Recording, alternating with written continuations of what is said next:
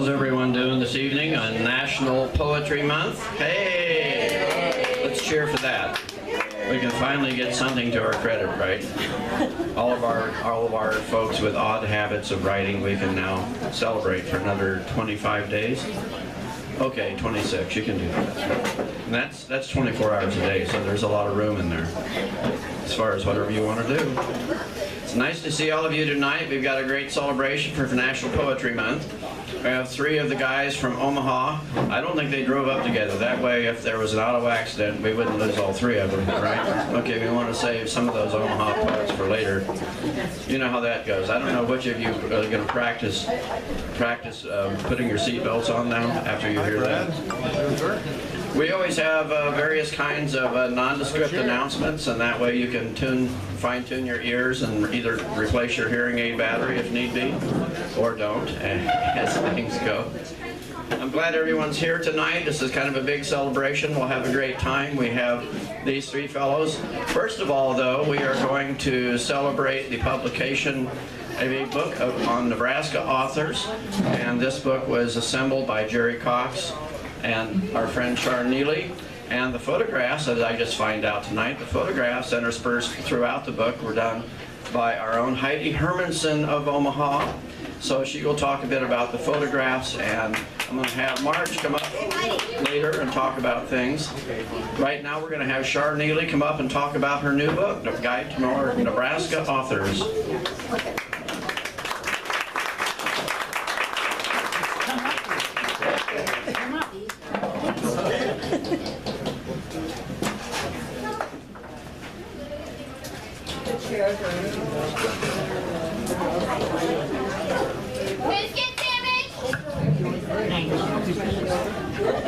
Let me know if people can hear me. We 3 people represent the Nebraska English Language Arts Council. That's a statewide organization of English teachers and language arts teachers who all teach poetry. And so they are represented here. 20 years ago, we published the first guide to Nebraska authors, and before that, the Library of Congress asked us for a state literary map. So that was published in 1996, in the dark ages. And we had such good interest in that map that we published the guide a couple of years later. Well, 20 years went by, and fortunately I found Charlene Neely was interested in helping with the present publication.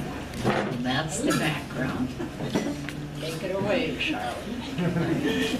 Okay. Well, first of all, I am not and never have been an English teacher of any kind. Tell them you taught poetry. Well, I do. I go to schools and I teach poetry, but not as a teacher, just as a poet wanting to work with kids. So that's the closest I come to it, but it was something that needed done, and so we decided we'd do it.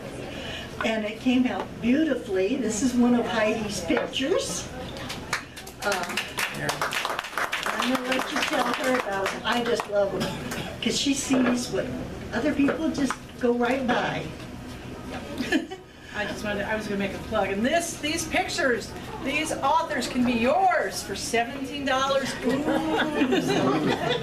Well, when a friend of mine and I were talking, when I told him about this, he said, see, going around and taking pictures of everything has finally paid off.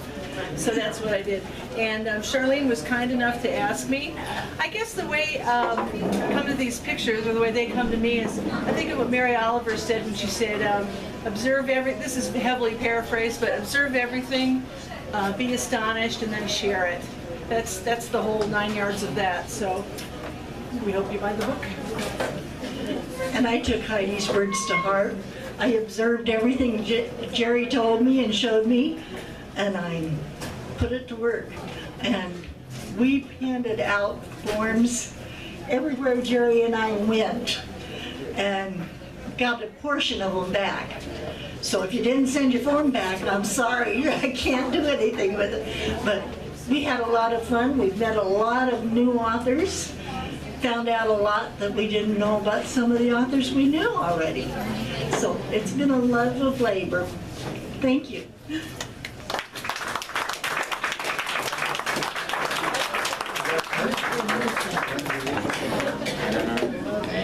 What a crowd.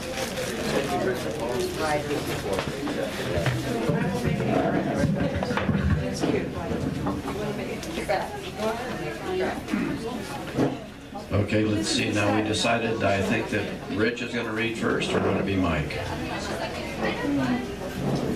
That guy, Mike Catherwood. Mike Catherwood is someone I met about 12 years ago. He was at that time, and I think probably still is involved with reading manuscripts and so forth for Plainsongs magazine out at Hastings College with a friend of ours, Becky Faber. So that was my connection with Mike to begin with, and beyond that it's gone into writing groups and workshops, seminars, book festivals, and other things that we won't talk about. Okay, we'll do that. So Mike Catherwood has come up to help us celebrate National Poetry Month. You just kind of get, you can come up here right now and you can wing it. How about that? Mike Catherwood.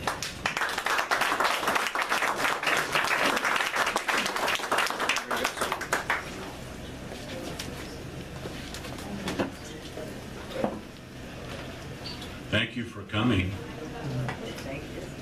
The weather's beautiful out today, so I appreciate your coming inside since it's been so kind of bad lately. So. Order for Cody. All right, I'm gonna. I kind of organized my reading partially around motor vehicles.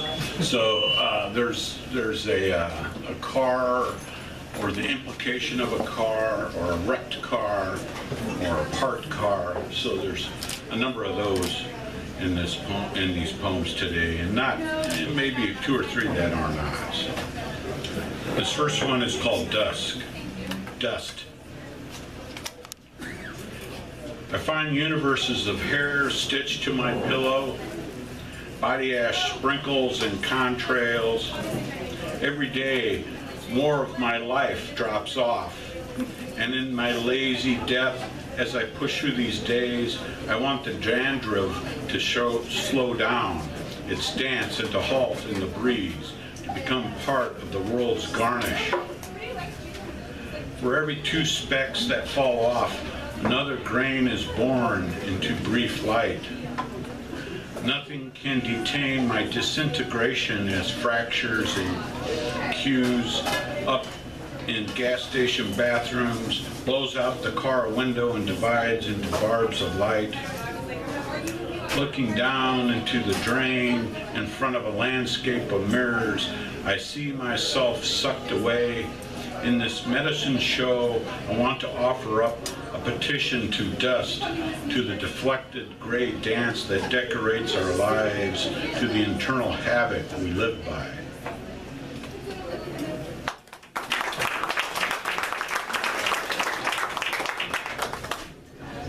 Yeah. All right. Can you hear me? I feel like there's some big growth coming out of me. Actually, I was an English teacher for about 25 years, and I'm used to like jumping around and not having a microphone, so I'm always like petrified by the microphone. It's like, okay, don't move away from the mic, Okay. So here's a poem. I went to grad school in Arkansas, and one of the things we would do is teach writers in a school all over the state. And so in Fayetteville's where the University of Arkansas was, and so if you traveled to the most remote places in Arkansas, you got more money. So me and a buddy would always choose the very, very remote places. And then we taught in Helena, Arkansas. one time, and then we got lost on a road, and this is kind of about that. Premonition in Snow Lake, Arkansas. So Snow Lake has nothing to do with snow, right? In this part of Arkansas, we're talking about cotton. Right? Snow Lake, your skies pale blue and smell like catfish. The drainage ditches drone most nights. The squares of dikes sing your town to sleep. When boll weevils appear in your town, they snack on crops, spit cotton seeds like the plague across your cloudy kingdoms. In town, they drink bush on Sunday mornings on the street, watch their days flow out and disappear in the fields. At night, daughters' windows rattle in the wind that comes down from Helena. I pull over to check the map and notice the scale of sky to field is 6-1. Then I catch the dirty crow's feet in the corners of clouds, how they slice into white.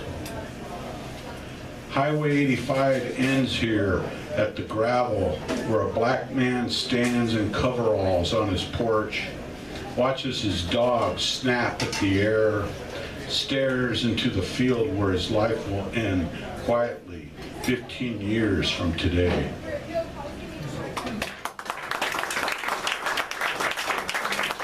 Pizza for Mary. This next poem,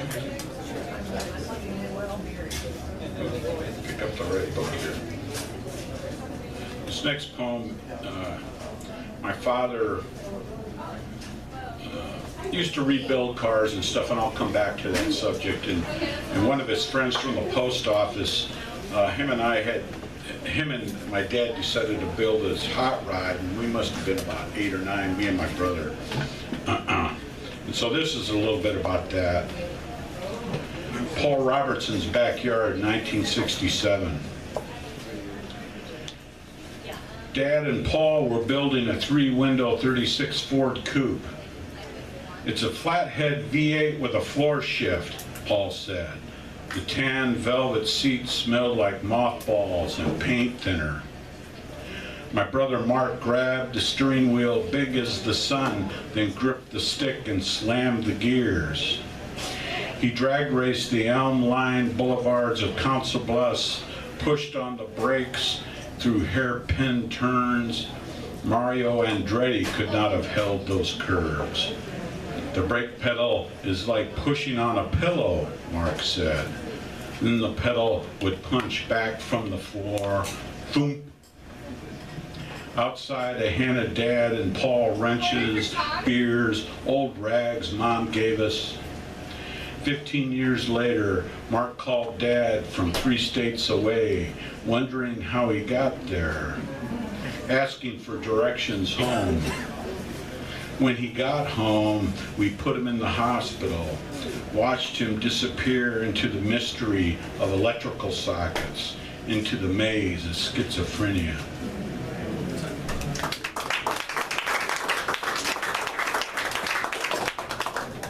Thank you. Thank you.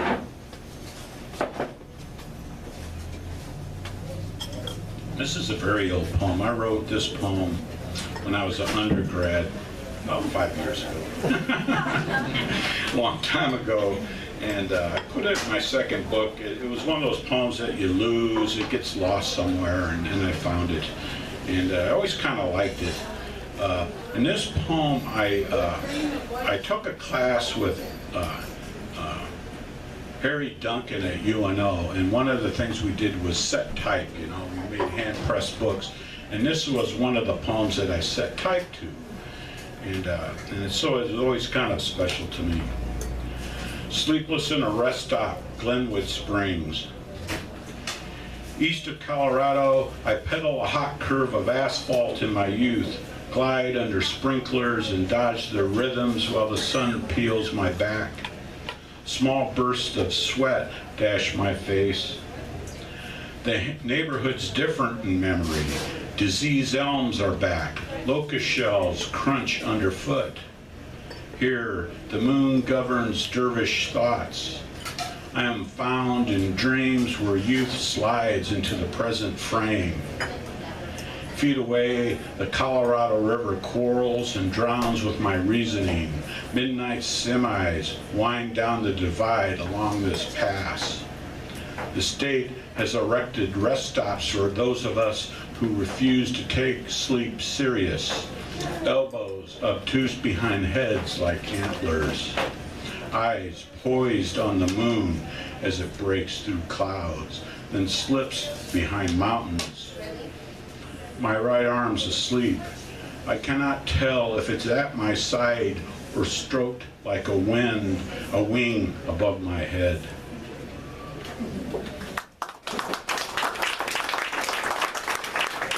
Thank you very much.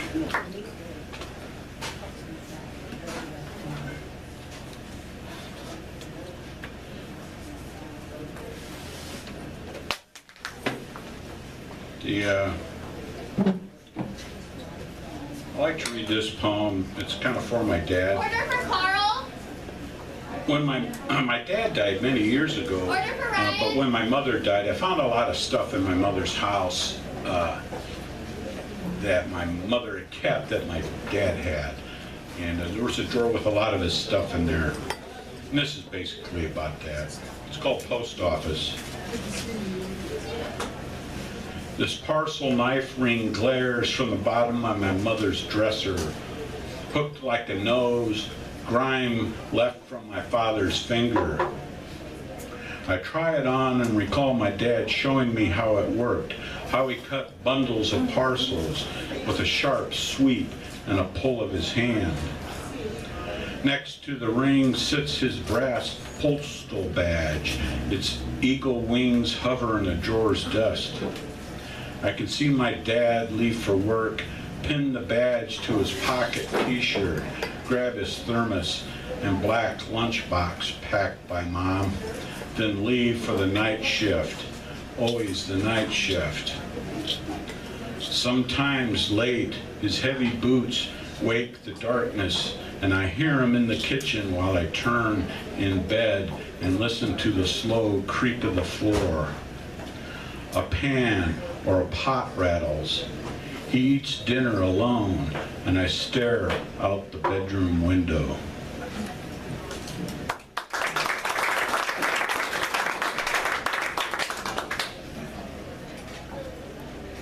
I was emailing with a friend, John Ronan, today, and he asked me, he goes, is that Roy? Is that a real person? And I couldn't think of what he was talking about. And then I realized he was talking about a poem that I'd written, and it is about a real person. And I had to explain to him, even though the poem's very sad, it's not as sad as it could have been. I left some stuff out, you know. I'm not sure why I did that, but probably for Roy. Roy's gone, so. Gas station. We were finishing the tailwind of a weekend bender. A weekend bender is basically drinking for a weekend, you know, so that's what that means. We were $1.25 into Dobney's Sinclair to get gas. We all pitched in a couple of bucks, and from inside the car watched the December light snow fall while Roy pumped gas. Suddenly, gas sprayed the windshield and yellowed the snow on the hood. Then Roy looked in the driver's window and aimed the nozzle at his head like a gun. We all laughed until Roy took out his big blue lighter. Roy's face grew serious.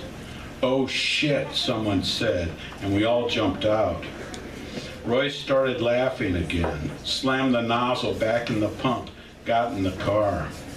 "On to the bar," Roy said, and added with a chuckle, "No smoking till we get to the broken rail."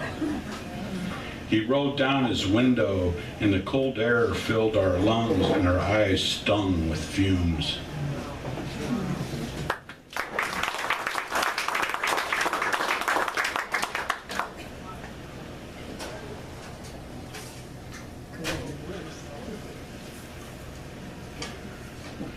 This next poem is another kind of vehicle poem. We'll figure out what. Okay, read my own writing here, okay?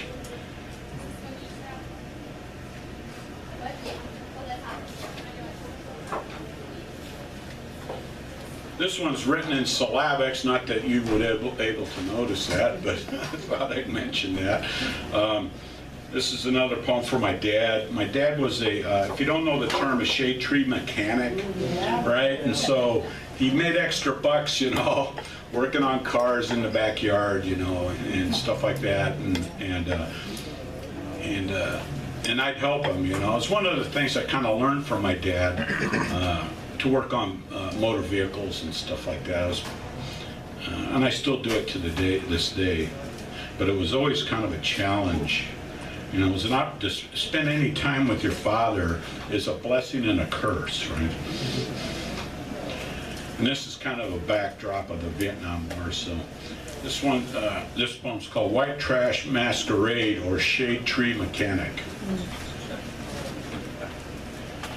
In the summer of 1968, 2 cars sat in the backyard, one under a trapeze hoist hung from an old swing set, another edging out from the garage, this surrounded by tires and jack stands. Sometimes Dad let me help with the easier jobs, thermostats, valve cover gaskets. I pumped the brakes when he bled the air from the brake lines. We weren't too poor, but the next door neighbors, of course, did not see my dad's thrift that way. I handed my dad tools as he cursed the draft dodgers and the rotten Marxists.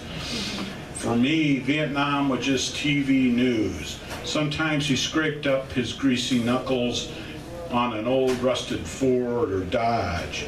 A loud shit sang across the backyards.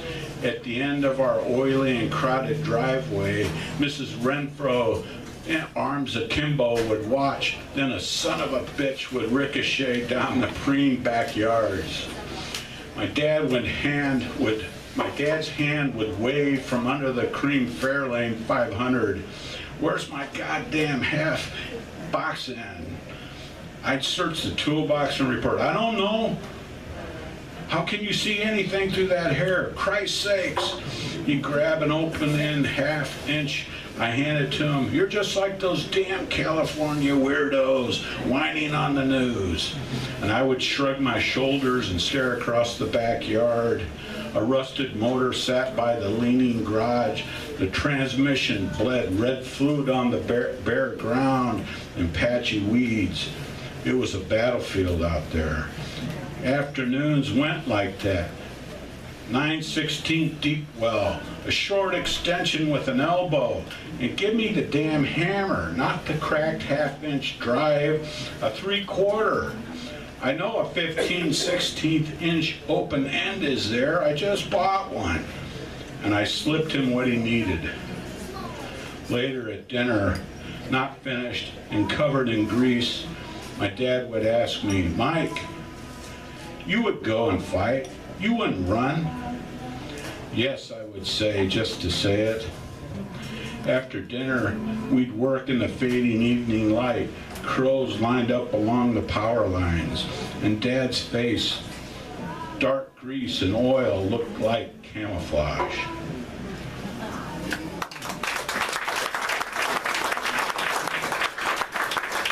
And here's my last one. I'll get moving out of the way here. And this one's for my grandfather.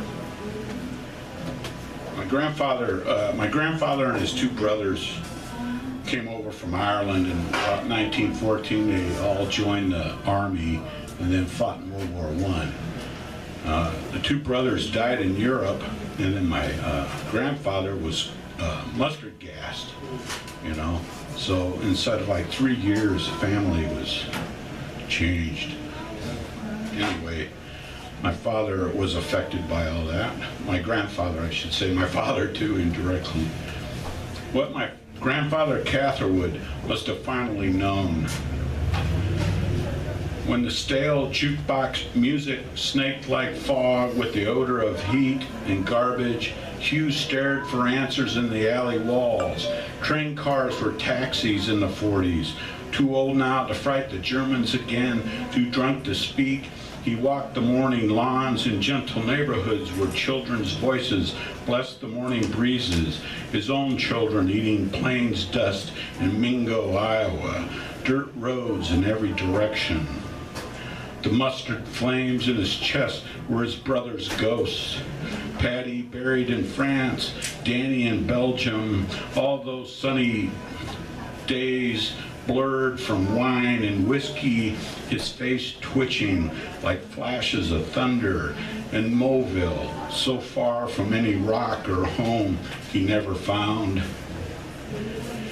Hugh got lost in the grand lecture, lost in rooms with the Father, the Mother, and the Holy Ghost preceded meals and a sleepy slaughter of green gas. Alone under the crinkle of lights, homing from 40 white bulbs. The deep evening white as the ceiling's cork tiles, every single hole a sliver of time no one but he could see. The freedom under the blanket of street lights where the glow of stubborn days ahead fled into cool October skies in any city in any year. Thank you.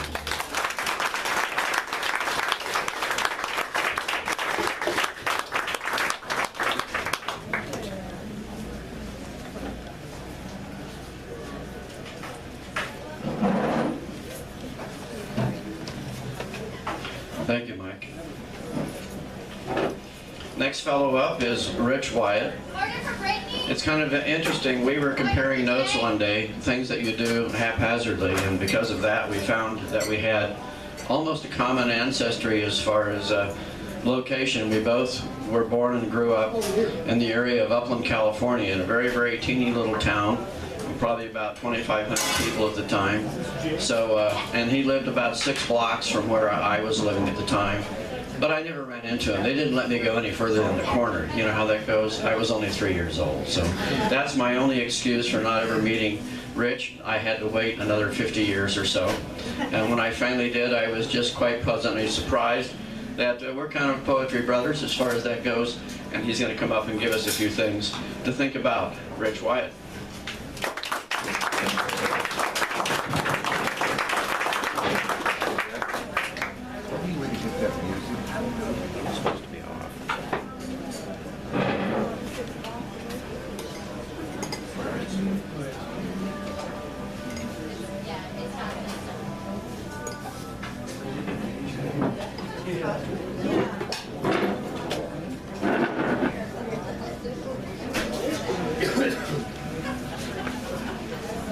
Thank you, Rex. I'm happy to be here.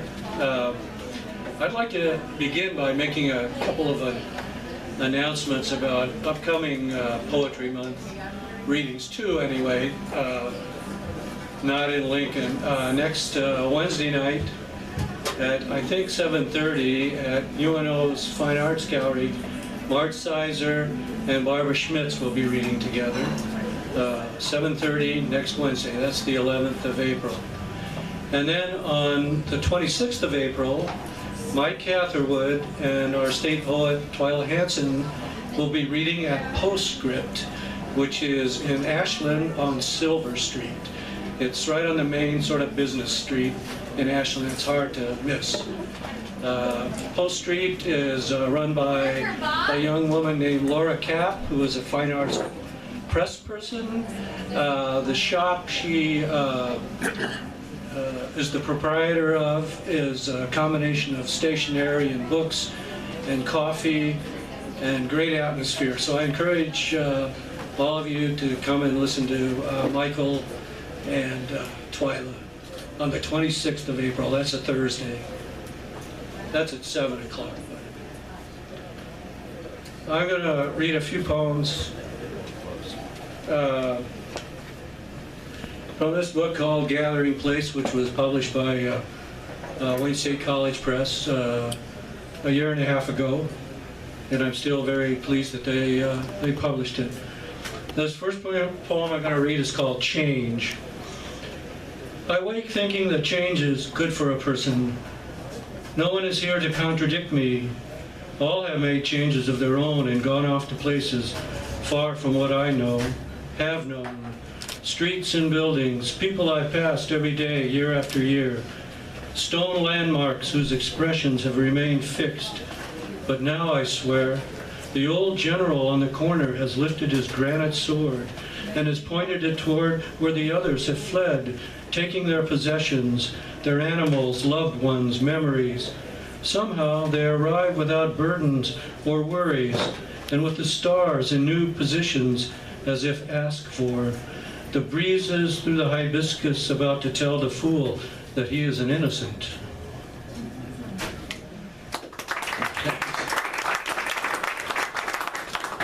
All these poems are relatively short, except the last one I'll read from the book is a little over a page long. This one is called Restless Leg Syndrome.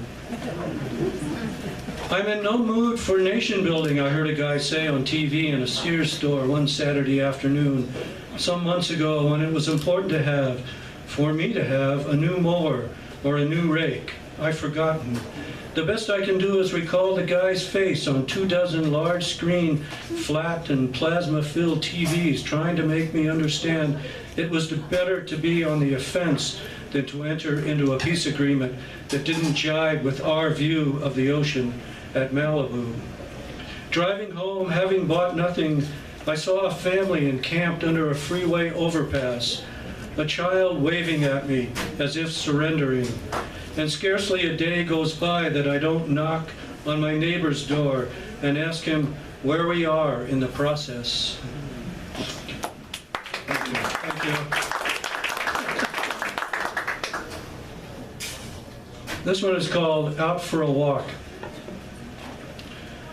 Some in town know who I am, the barber, the grocer, the man on A Street who stands outside the pool hall and recites Corinthians.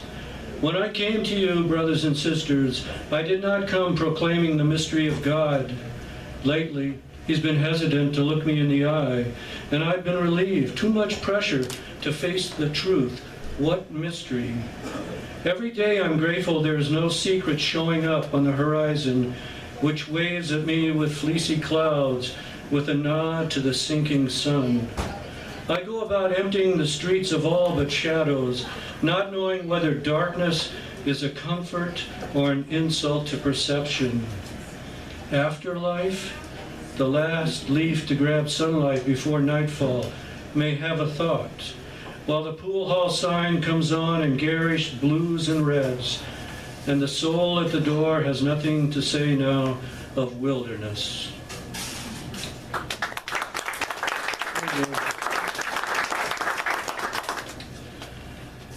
This one is called Persuading a Friend, and it has an epigraph by an Armenian-born poet who lived occasionally and then at some length. Anyway, he was back and forth between Armenia and Omaha, Nebraska. I met him when he worked for a while at UNO. And his lines, two little lines that I'm starting the poem with, go, over there is nothing, over here is nothing either. Where ants have established traffic lights to minimize their snarls, I raise my eyebrows as if I'm proving something. Hannah approaches and offers a pair of binoculars. You'll spot the mountain's timberline giving way to granite and its border of alpine flowers. I can't get these lenses into focus till I train them on the ants. Now 20 times bigger, the traffic lights too, working like a charm. You're a fool, somebody says loudly, a passerby who's headed, it seems, for the church down the street. I set the binoculars on the steeple, and suddenly everything is clear, even the scalloping of shingles, clear, oh, as a bell. Still, I'm not convinced, not drawn to the service about to start. The hymns awaiting a reinterpretation, the minister making his plea for understanding. I did it out of love, I imagine him crying. Tears filling the pews, a glistening like that at the door of eternity, and the strength it takes to see past it.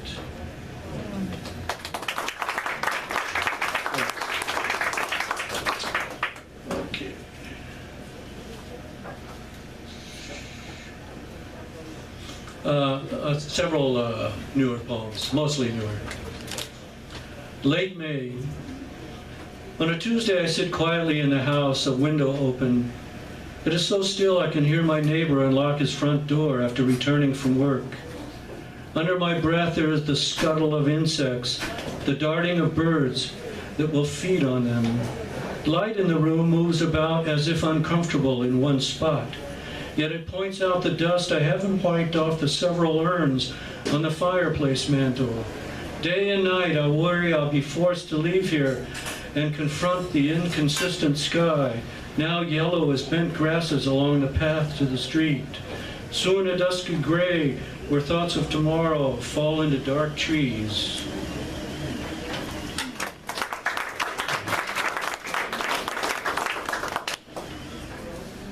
And this one is called Girlfriend. Once I ducked into a small Chinese place right around the corner from where I lived. You'd been knifing my dreams for months, and the red walls of the restaurant with their kiwi green wash and dark ink renditions of mountain hermit life, and the lovely young woman who came up to me dropping her L's made me lightheaded. I suppose the old men sitting near the kitchen door playing mahjong forced me to face the moment by their laughing and concentration on the game before them, and the rice set down and the tea.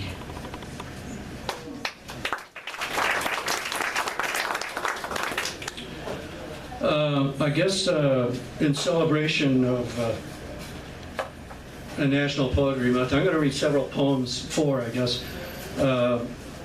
about other writers. The first one is called Pierre Reverdy. Reverdy was a French poet, a kind of experimental sort of guy. And I found this, I don't have it identified. I don't know who wrote it, or at least I didn't write down who wrote it.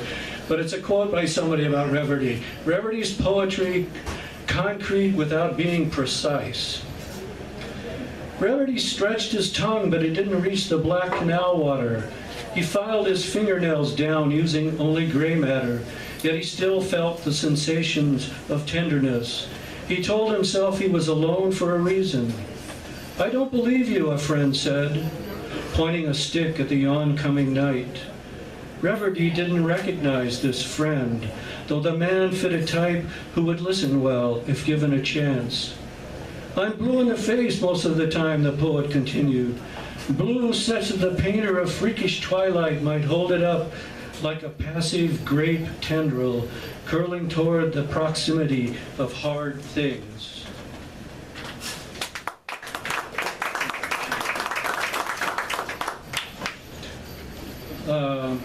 There's a little poem in excuse me, Allen Ginsberg's Kaddish called To Lindsay. It's a poem about Vachel Lindsay. And this is sort of a variation on that poem by Ginsberg. And it's titled To Vachel Lindsay from Ginsberg, 1958. Allen Tell isn't looking.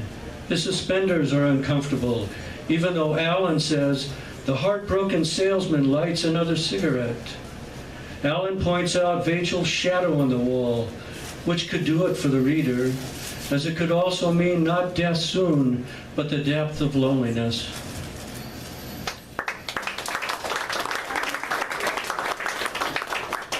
Okay, two more here. Order for Molly. This is called Baudelaire's Routine, another 19th century French poet. Well, Reverdy was 20th century, but anyway. Baudelaire was one of the great pre-modernists. Maybe he was a modernist. He's certainly a revolutionary poet in many ways, talking about the underside of life or undersides of life pretty enthusiastically. Baudelaire's Routine. Baudelaire has no time in his poems for anything but consequence. Flowers in a vase on the piano, stench of the street equal to perfume, coming through the window that won't shut. Okay, and this last one is a poem about William Stafford. How many people have ever heard William Stafford read? Caitlin. He had a kind of a routine. I heard him 4 or 5 times, partly because I lived in Oregon where he taught.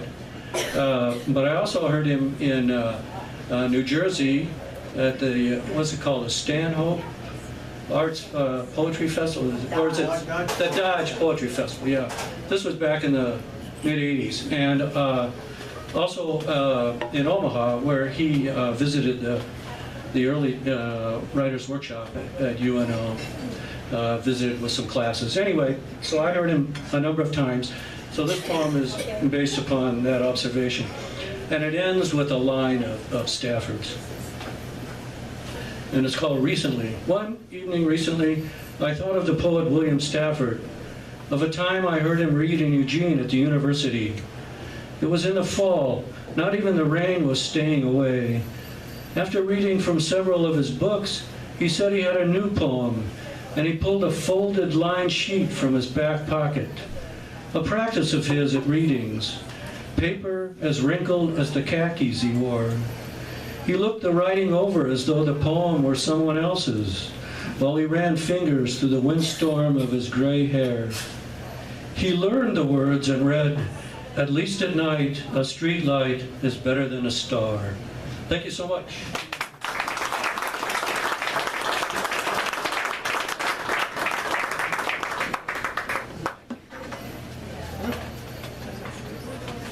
Too much stuff. Yeah.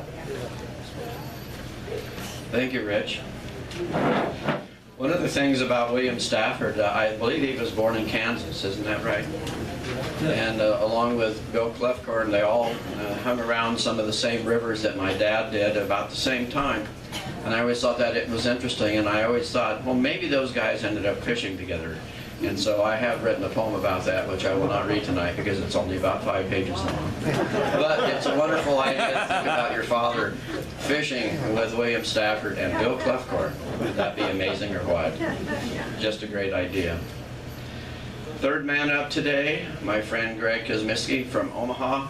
He has been the man who has been the spark plug and probably in the wintertime the engine degreaser and the starting fluid for poetry of all types and all kinds in Omaha and Nebraska.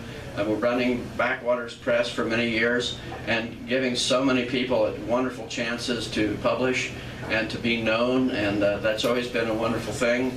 Greg is retired now, and his wife says, "Oh, ooh la la, what a fun thing." This is just a wonderful occupation to have now. So he's trying to remain somewhat uncluttered in his scheduling so he can fully enjoy the first 6 months of freedom, if you want to call it that. So as a part of that, he's going to hang out with us another 15 or 20 minutes here and give us a few things off his mind. Craig Kosmicki.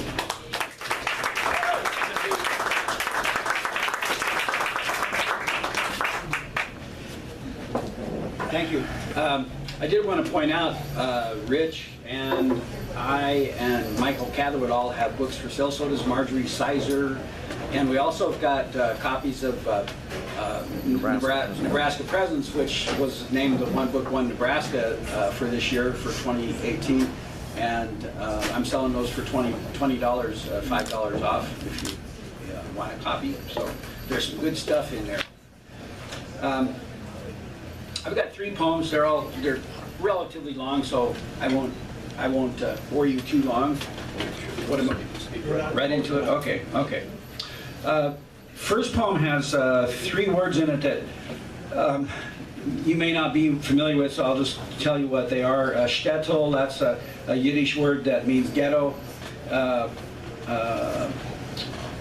Shul means a synagogue or temple. And mandel is a type of bread that Jewish people sometimes make. My wife is very good at it, and it's a kind of a little biscotti cookie. So this poem has a short head note to it. The head note reads, the slogan, Arbeit macht frei, which translates from the German, my whatever German I said there, work will make you free. and that was placed at the entrance to a number of Nazi concentration camps. We've probably all seen those pictures of the sign over the entrance to Auschwitz. Second story. Today I was getting ready for work. I just pressed my pants and shirt. I was walking out of the kitchen when I saw Anne Frank. The TV announcer said that had she lived, she would have been 84 today. Somewhere, unbelievably, some other human being discovered the one piece of movie film, a home movie of a cousin's wedding, that has a moving picture of Anne Frank leaning out of a second-story window. I don't think she waved, though I would like to think she waved. The movie was taken in the shtetl where the Franks were hiding. The announcer said that Anne Frank would have been 12 years old in the picture. She is looking out the window to see her cousin's wedding. One of the heroes of World War II was running the camera, and Anne Frank was smiling. She was smiling like Lazarus across this tremendous distance. She would have been waving to us had she known, but all Anne Frank did was, kind of hard to see the light here. All Anne Frank did in those few frames was to smile. I thought I saw her wave, a small, shy wave, a hesitant wave, like your kid might wave to you when she sees you getting ready for work, when she didn't know yet what work meant, how it could enslave you, how it could set you free.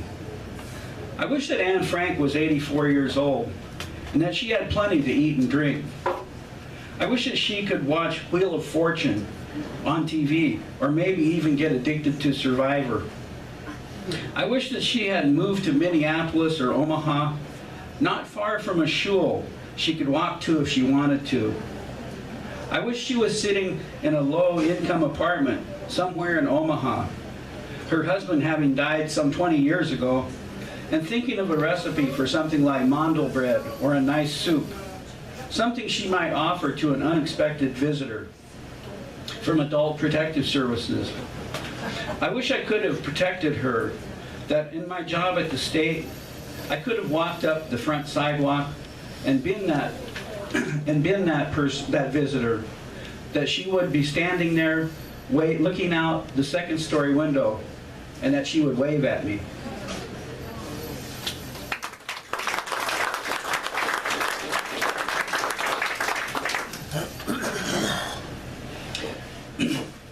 Retirees going to the mall to walk. My wife and I started doing that. And Dan, your order's ready. We started going to the mall to walk, and it seems to me like being trapped in the Night of the Living Dead. It's really weird. Retirees going to the mall to walk.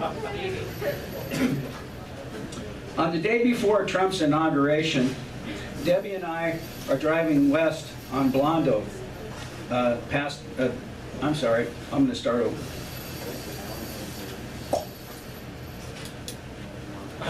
On the day before Trump's inauguration, Debbie and I are driving west on Blondo Street past the Speedy Mart. There's a Beethoven piece on the FM, second movement of the 7th, I think. Not the Speedy Mart where a guy drove over the Speedy Mart attendant in the parking lot last week and killed him with his white 4x4 pickup because the guy wouldn't sell him a can of chew since it was past midnight. The store was closed and it was illegal, today's paper said. But a Speedy Mart where such things are always happening, at the intersection of need and desire.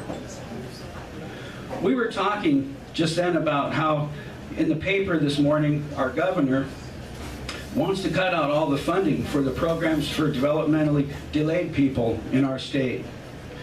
People born with mental defects, maybe born with physical defects. Because we've got to save money, we have a budget shortfall.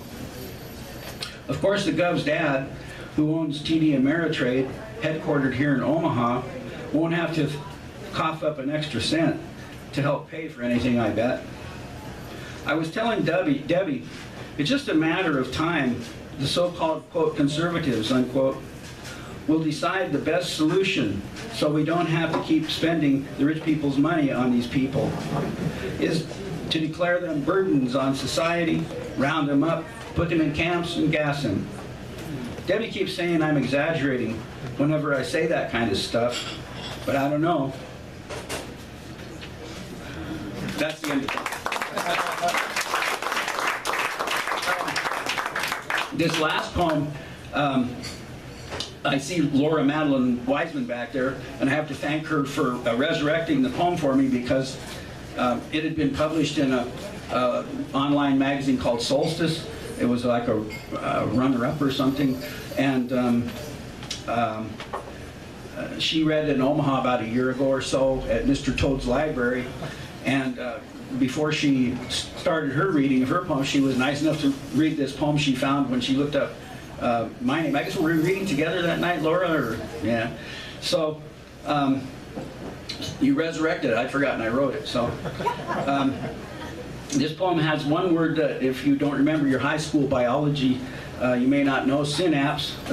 That's where when two nerves come together, they have to meet, but they don't ever touch in your body, so there's a space that they have to jump. That's the synapse between the nerves. And I think there's a chemical called acetylcholine in the middle of it that actually transfers the electricity, but you have to have the synapse between the nerves. You wouldn't get anything to you from your brain to your arm or wherever. This poem is entitled Lines Written to Present to a Living Audience. I'm standing here before you, reading this poem off a sheet of 50-pound recycled paper that is printed with words I wrote several months ago on a night in September 2009. It was a Saturday night, and I had worked on proofing some of my own poems on the computer and had answered some emails. My wife and I watched TV that afternoon to see the Nebraska Cornhuskers ridiculously lose a game of football they were winning to the Virginia Tech Hokies. Also that day in Omaha, there were two murders an hour apart from each other, but the news of the game and even of the weather took precedence over two human beings being killed in Omaha. Anyway, here I am reading this poem for you, and there you are listening to me, as if I were a person who knows something of life, who has a secret to understanding that you don't have, or that you know you do have, but sometimes feel or think that you don't know how to express.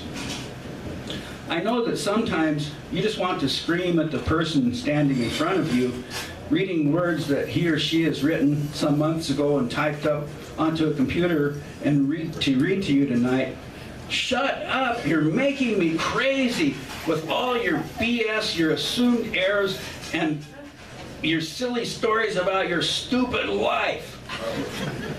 If that's what you're thinking, as I'm sure some of you are, then allow me to extend to you my apologies, or maybe even my hand, as if we were all of us in this room shipwrecked, lost out on a dark sea in the middle of our lives, all the old certainties now no longer worth anything.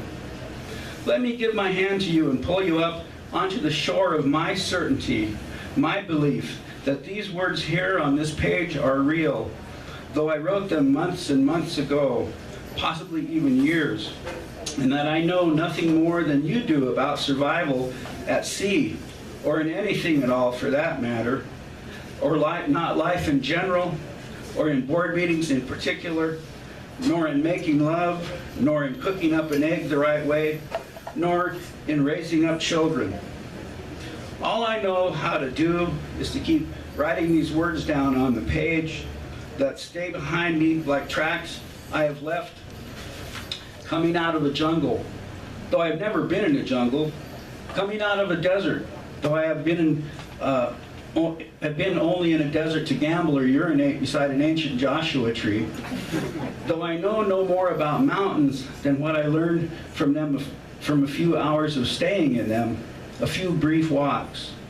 And for all the rest of what little I know of this world comes from images in books and words in books, just like the desert or the ocean or even the Great Plains where I grew up, or love, or hate, or Nepal, or situational ethics. It's all been only a little bit of actual pressing of my face against rock, or my fingers in the cracks between the bricks and mortar of a building, or on the flesh of another person's thigh. Oh, I know that I have literally seen spiders weaving their webs, and I have seen a dog take a crap on a lawn more than once. And I've even seen 2 squirrels going at it in my driveway, and even a few animals other places. And I have looked up at the night sky to see more stars than I could comprehend, knowing that our culture's numbers system in relation to the universe is like the tribesmen's they found in ancient villages, whose number systems were 1 and everything greater than 1. But maybe those Stone Age guys are onto it. Maybe they know what I do not, and you may not. You see, I can't even tell that about you. We only learn through our bodies. And I reach out my hand here today to you, where you float on that little piece of flotsam or jetsam you call your life. You can actually touch it, my brothers, my sisters, my mothers and fathers, who are all out there at the tangled ends of these lines that looked like barbed wire the night that I wrote them in my crabbed hand, that look like the lines of communication we must keep open, that look like the earth opening up and drawing us back in, that go out from me and into you, into that bridgeable space between us, the synapse of the poem.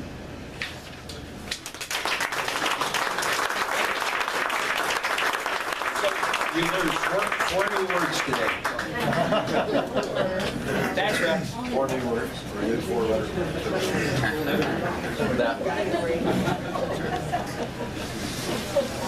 Thank you to Mike and to Greg and to Rich. Let's all give them a big hand.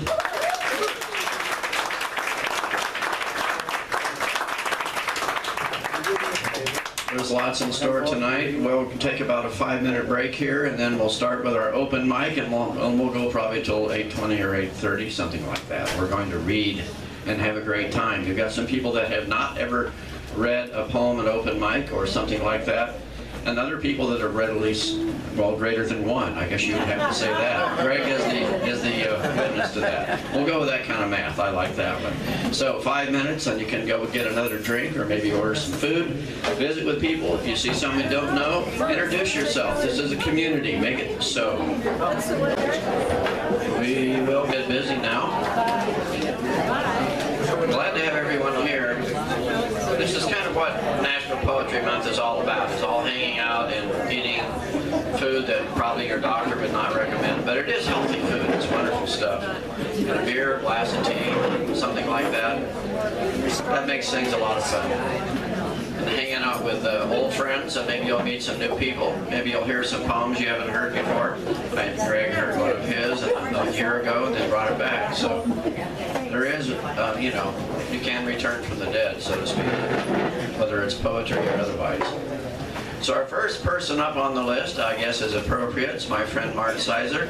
She does have a new book out, and I think she might have a couple of copies with her. And so if you want to pick up a copy of Woman in the Moon, that would be something fun to do. So beyond that, let Marge fill in the blanks. Marge Sizer.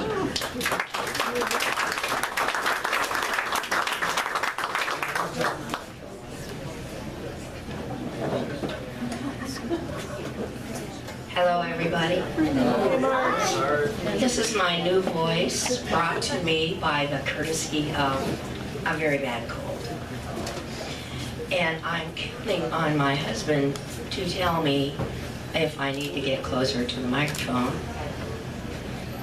And I'm counting on him to tell me that before I sit down.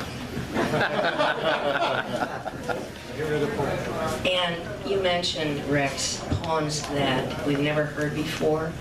So this is going to be a poem that I've never recited before. It's from my new book. And there's a person in the room who wrote a blurb for the back of that book, The Woman in the Moon. And that is Rich Wyatt. And Rich, you haven't seen this poem either, because the version that you saw didn't have this poem in it. But I figure, you know, it's too late for him to take the blurb back. Got him now. And this poem deals with that thing where you are trying to get the window to slide open, and it won't come, and it won't move, and then suddenly it does, and your finger is smashed. The Woman in the Moon deals with ordinary things like that, and maybe looking at them in a slightly different way. Like the man in the moon, the woman in the moon. So I'll try this. It's called As Soon as I Smashed It. As soon as I smashed it, I began to fix it. I got a bag of frozen peas and held that on my finger, the pinky. It bled a little. I raised it over my head and walked around in the rooms of my house. I took an ibuprofen. I thought I should take food with this pill. Wonder what I have. There wasn't much. I found a cereal, a few squares of cereal. It was old, but it tasted okay. I chewed. I thought of Reiki. I texted my friend, please send Reiki. She texted, sending. I felt like receiving.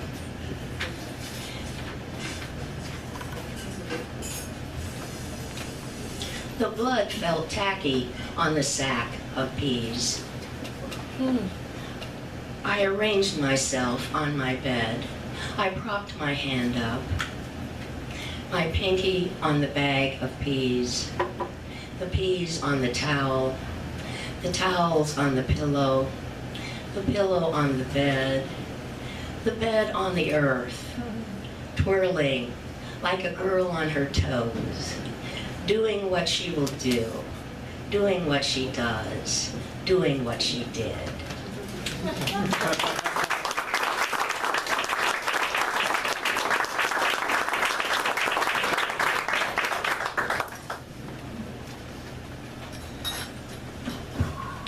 There's something almost reckless about someone reciting a poem from memory. It gives me the chills. I really have a difficult time with that, but it's great. It's like watching someone that's like trying a tightrope for the first time, or the second time, or has modified the poem and now Rich Wyatt doesn't know where it's going to stop.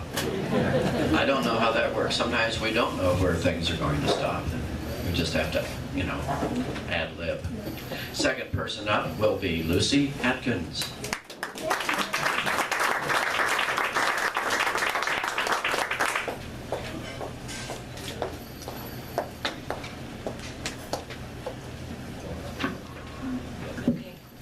Can you hear me okay? Happy Poetry Month, everybody.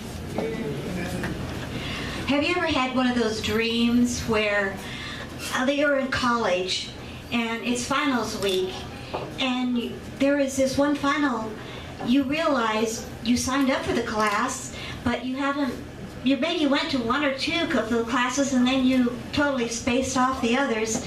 And you ever had that dream?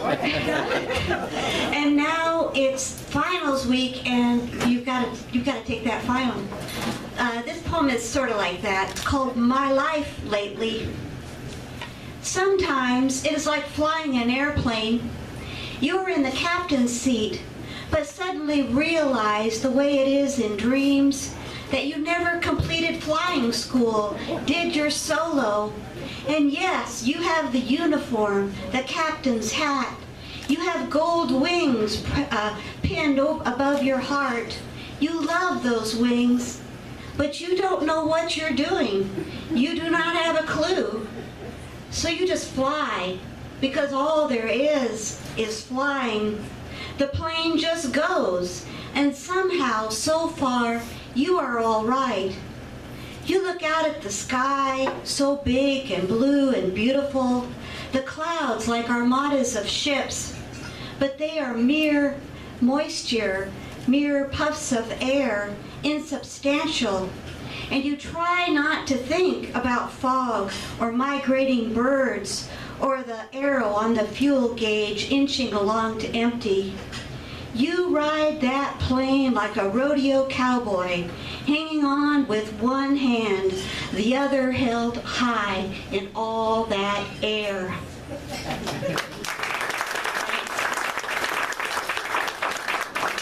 And I'd like to read one more shortish type poem, if that's okay, Rex. I write fiction too, and this poem is about that. It's called Working on My Novel.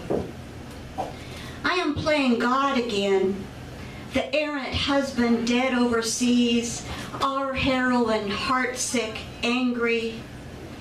But let there be desire, I say, let there be love. And lo, a high-rise construction worker enters the scene.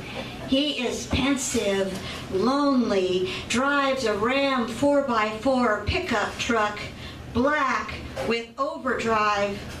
I'm not sure what that means, overdrive, though it sounds manly, all that rumbling power. I put my page to the pen and wonder. I get up and walk around the room. He is doomed, of course, the high-rise guy, though I haven't gotten to that chapter yet. I am working on character development, striving for the active voice. Sometimes it's lonely working in the void, separating the light from all that darkness. Thanks.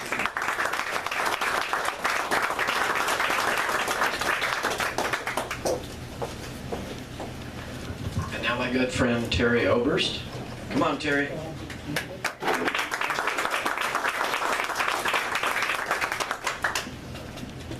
Thank you, Rex. Thank you, everybody. It's a real honor to be able to do this. I'm very excited. First poem I'm going to read is my attempt to make sense out of a senseless tragedy. It's about 3 years old, and the next poem is been written in the past 2 weeks. That's pretty, say, okay. This is called The Cheerleader Who Could Fly. It's an elegy, and the epigraph is simply, a young cheerleader from the University of Nebraska at Lincoln, for whatever reason, climbed to the top of a parking garage in downtown Lincoln and threw herself off. What were you thinking as you climbed out onto the precipice of the 5-tiered parking garage in downtown Lincoln? Did you have a horrendous fight with your boyfriend that put you into this situation? Was the heavy load of classes insufficient for your indwelling mind? You are in the position that every young girl dreams of, and some of your classmates would kill for, a cheerleader at the University of Nebraska at Lincoln, the epitome of beauty, grace, and athletics. Was it this avocation that somehow put you over the edge? Did you have to give too much of yourself to fulfill this vaulted ambition?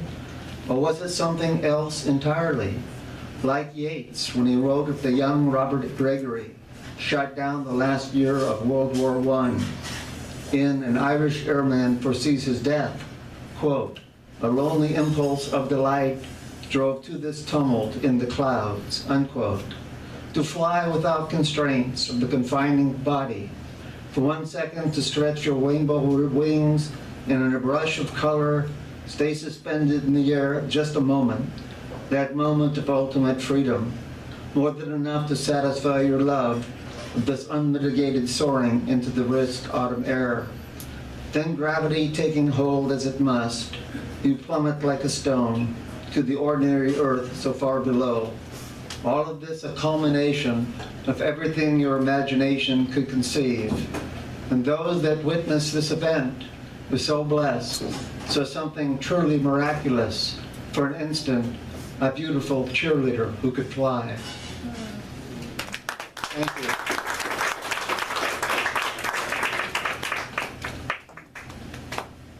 Thank you, and this is like I said, this is like a 2-week poem, so it's simply called The Rain. The rain on the roof as it comes down so softly, I try to catch it between the dry fingers of my memory. It was a rain just like this in early April, so long ago when I lived in a hole of a shoebox above a noisy bar in Wayne, Nebraska, writing a poem to its intricate cadence about the birth of my middle nephew, Justin, who is now over 35. It was just a gentle spring rain that washed away the darkness of winter, one remembrance of rain. It was also the late summer rain that kept the tar between the cracks of the scorched sidewalk from bubbling over, and the rain of a wise-ass kid's first attempt at black humor, which is God taking a piss on everything from atop the seat of his golden throne. A she who plagued my dreams for over 6 years, so unceremoniously dumping me, but nothing, to quote the poet, not even the rain had such small hands. And the rain that last day of May when we buried my mother, being also her birthday, our lodgings swallowed by the unrelenting death gate of despair. Or the heavy rains of June, in which I can hide myself in, forgetting I'm but a shadow of a form in the shadow of this rain. Finally, in early March, when the rain crystallizes to snow, and I can no longer hear its heartbeat anymore on the roof, and then I listen to my own heartbeat, the way it opens and closes just for me. The city but a ghostly shroud, yet underneath the snow, it still beats only for me. Thank you.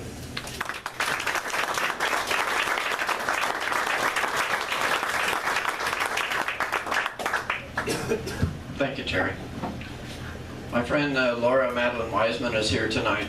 She came to Crescent Moon 5 or 6 years ago when she first moved to town, and got very involved in the beginning with poems about her great aunt from Iowa, who was a singular and interesting and wonderful person, and poems reflected that.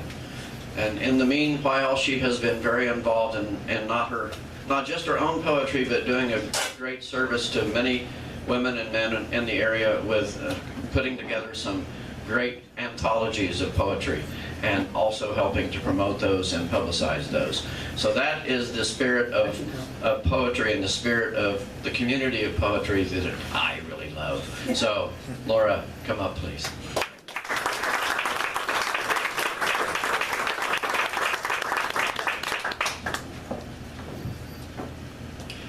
Hi, thank you guys all for being here. Well, first of all, I'm going to read. I was biking a lot this summer, and I was coming in through Wyoming, and I probably biked about 3,000 miles so far, and we were going to Yellowstone, and I'd never been to Yellowstone, so it was one of those moments where you're like, okay, so I'm going to go to this place that's like huge in our imagination, right? But I biked 70 miles, and it was hot and whatnot, so this was getting to this camp about 40 miles outside of Yellowstone, and it's a primitive camp. Had you guys primitive camp before? You know what that's all about, all right? So, and then my husband met me and set up our camp, so that's what it's called. Oh, and those, for Craftwise gang, so it's 2 sentences, and the last sentence is 1 line, and it's the last line, okay? It's called Sundome Tent. Once we pay the camping fee, select one spot among the sage, wildflowers, and sand.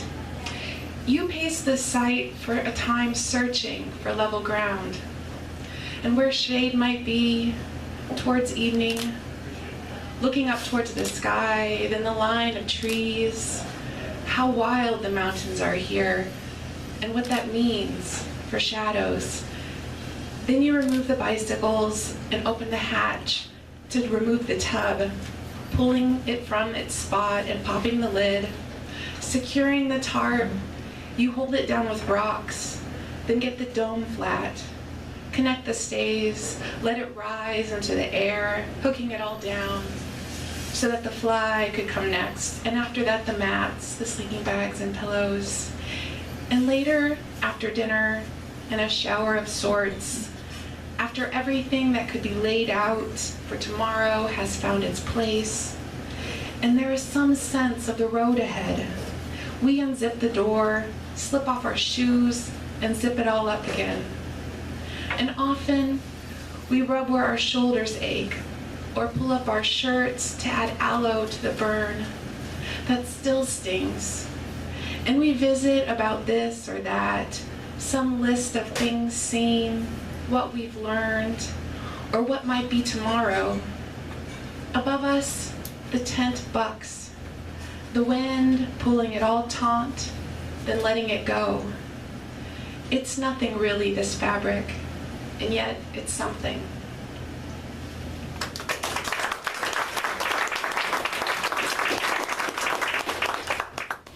All right, so I'm going to recite a poem, and this is like really the only poem I have memorized. Well, I still have it here just in case. And it's by Anne Sexton. It's called Her Kind. And Anne Sexton is one of those poets who started me on poetry. I just felt like she was a beacon, somebody who I was inspired by. But the longer I've been writing poetry, I've just noticed how there are lots of people who continue to be my beacons. So like Rex, making these wonderful spaces for us all to come together and write poetry, read poetry, bring our poetry, share it. Greg, who has had a press, still around, does lots of things for poetry. Marge is this wonderful role model for all of us in the community of how to be warm and welcoming and there for everyone. So just thank you all for writing poetry and being here, and then just doing the good work that you do. Okay. Her Kind. I have gone out, a possessed witch haunting the black air, braver at night, dreaming evil. I have done my hitch over the black houses, over the plain houses, light by light, lonely thing, 12-fingered, out of mind. A woman like that is not a woman quite. I have been her kind. I have found silks, innumerable goods, fixed the suppers for the worms and elves, whining, rearranging the disaligned. A woman like that, she's misunderstood, and I've been her kind. I have ridden in your cart, driver, waved my nude arms at villages going by, learned the last bright root, survivor, where your flame still bites my thigh, and my ribs crack where the wheel winds. A woman like that is not ashamed to die. I have been her kind.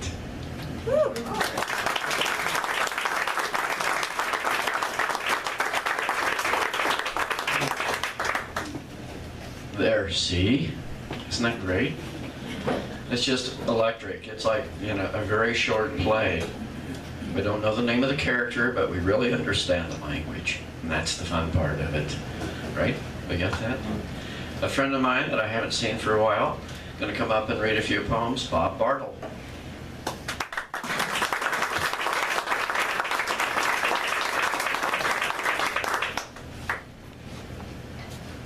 Let's see if we've got you tall enough there. That's pretty close. Got it.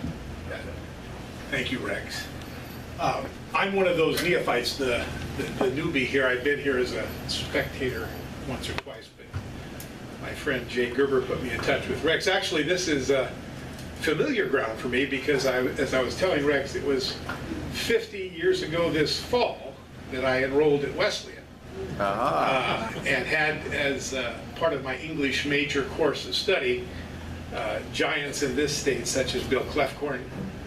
I have pretty much everything from Alvin Turner's Farmer to Swallowing the Soap in my library. Leon Satterfield. I'd go on, but they're all gone, and it makes me sad. So I'm going to read a piece that I think you'll appreciate if you've ever had the chance, as I, to through the Gray Wide program or whatever, to coach your child. On coaching my child. A basketball's bounce makes a unique sound in the ricochet off the gym's wooden floor, evoking memories of coaching my child. First Drew in all those traditional boys' sports. Next, his little sister Allison in all those traditional boys' sports. Flag football or soccer in the fall, summer softball, then baseball. But my memory of Allie and her breaker squad is presently most enduring. It was time to practice proper technique, particularly when inbounding the ball. As I walked through each step, 9 sets of eyes were following me, eager and intent second grade girls. Leaned in to better understand the point of my instruction. Don't pick up your dribble until you are sure of your next move. A hand raised in the back of the huddle caught my attention. Coach, I have a question. I was quick to encourage her. After all, I welcomed. Questions are teaching moments. And so I called on all to lean in and listen. Coach, what's a dribble? I smiled and thought to myself, it's going to be a long year. By the time that breakers squad reached 6th grade status, most of Allison's teammates developed that special rapport of knowing each other's strengths. While some were taller, others more nimble or natural athletes, all were excited to start to support the effort to win each contest while playfully savoring every moment. And when I called out the defense in a timeout during the first half, taking my girls out of the zone, let's go man to man.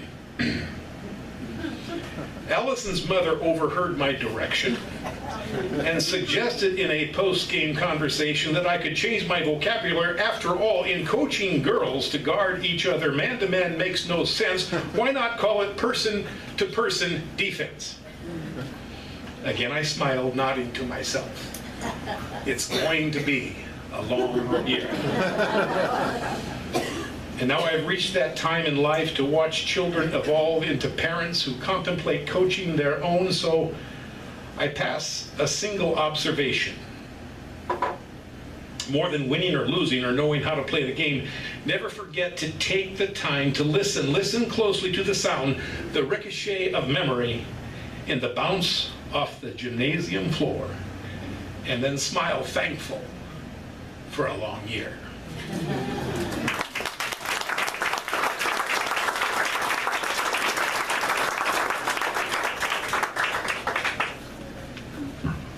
Thank you, Bob. And he mentions some young lady named Allie. So there's a link to our next reader, Amy Pletner. She knows someone named Allie, who may or may not get mentioned, but she'll be thought about endlessly. Okay? Amy.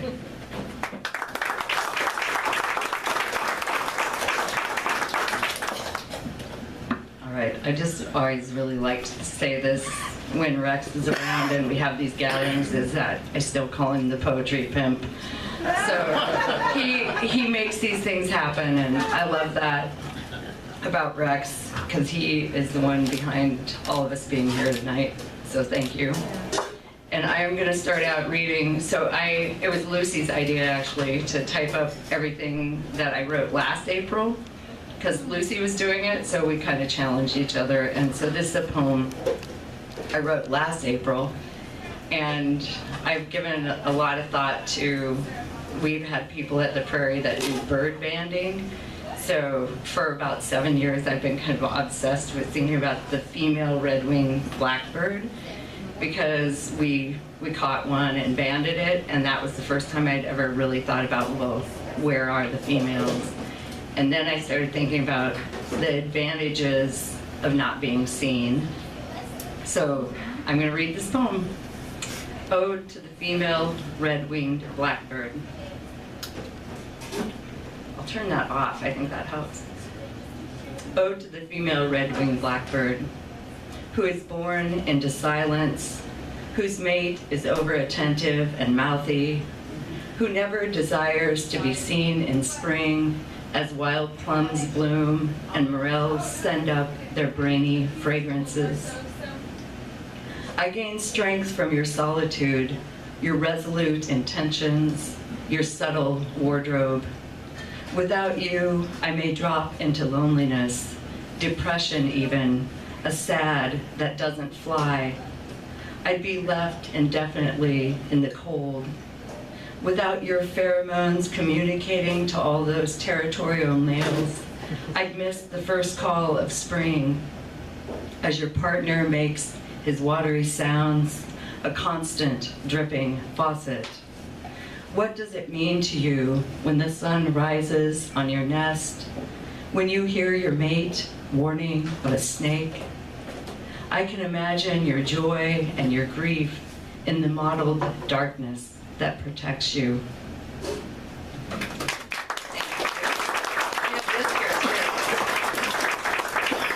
Okay, I'm going to read this one too. And here again, I just kind of get obsessed with quotes. And there's a quote by Lucille Clifton that inspired this piece. And it kind of goes, I realized after I typed it up that I guess it kind of goes along with the poem Madeline did, Her Kind and I've Been Her Kind. So it's called Woman in Winter. And the epigraph from Lucille Clifton is, I had expected more than this. I had not expected to be an ordinary woman. She'll leave me for sex with strangers in blizzards in Reno, Nevada in January, with roadways closed at a boomtown casino in the mountain wind. And I'll become more of a woman in her absence, resourceful, aloof, certain. I make decisions about my body, slap men who grab me uninvited. And when the semi-driver she's teased over the CB radio for hundreds of miles along Interstate 80 stops to check our oil light, and the hood's up as she leans her chest into his gaze, I swerve away and she goes head on. Now I wonder how many times she left me before I knew she was gone.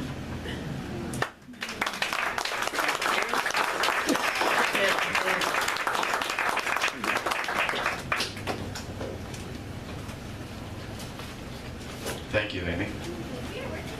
And the fellow that I haven't really known for that long, for that many years, Paul Baker, moved back from the West Coast in San Francisco and Santa Fe and came back to Lincoln. He's a writer. He's in a group with me.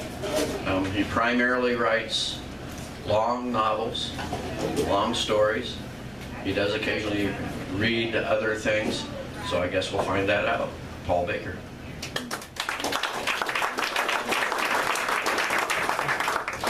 I think, see what happens. I'd like to thank Rex. I would also like to quickly give a plug for Writers' Night at the Gratitude Cafe, which is an event that I host on the fourth Saturday of every month. Some of the wonderful readers we've had here tonight have been featured writers. This month, on the 28th, we'll be featuring Grace Bauer from UNL.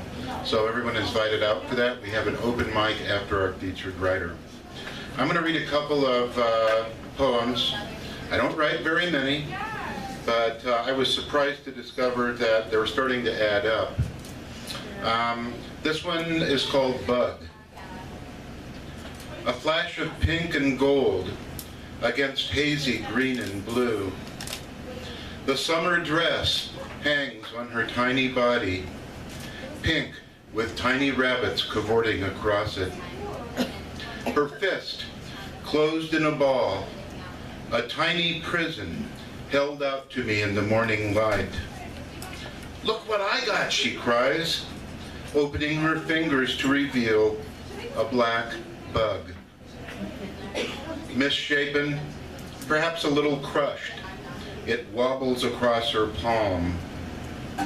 What should I do with it, she asks, bright blue eyes framed in golden curls. It takes me a moment to find my voice. I think you should put it in the grass, I say. Let it go play with all its little bug friends. She looks up at me and grins mischievously. Nah, I think I'm gonna squish it. Before I can speak, her fingers close tightly and bug juice drips from her hand. She puckers her lips and looks up at me. Yuck! Thank you. This next poem is fairly recent. This is a lecture that I gave to myself. It's called Alchemy. Waste no time in envy of the young. You carry your own youthful bloom where no hand may alter its nature. You remember that sweet, chill breath of spring when your soul exploded with unbound joy, just as well as the long watch when the three of you lingered past dawn, lost in a dialogue of wonder, or that night so full of passionate longing that death itself would have been sheer relief. Your vessel still knows the weary ache of a day filled with arduous labor, or the breathless dash running out a grounder, or the startling severing of a limb as you plummeted from the walnut tree. It heaves now in your tumultuous love, love of those lost to the sweep of time, love of those won with raw kisses, love of those who will go on long after you have given into frailty. And even when you feel the sweet breath of youth touching your cheek with moist, sugary breath, remember your own buoyant dreams of chocolate elves under mint leaves. When you see the glowing, fresh skin of some lad or lassie sprinting late to class, or whispering excitedly over a rumor of no consequence, remember your own frivolous moments, and rejoice not in what has been lost to you, but of the treasure you carry inside even now. Even now, as you view the last marching band parading up the street into the distance, and with watery eyes mourn the flotsam left behind. Waste no time in envy of the young. Rather, breathe in the fragrant air of this earth, and never forget that your lifeblood constantly intermingles with the ever-evolving universe. More than the sum of your confusion, more than the vigorous fire burning inside you, more even than the mighty weight of your overburdened spirit, you will endure. Thank you.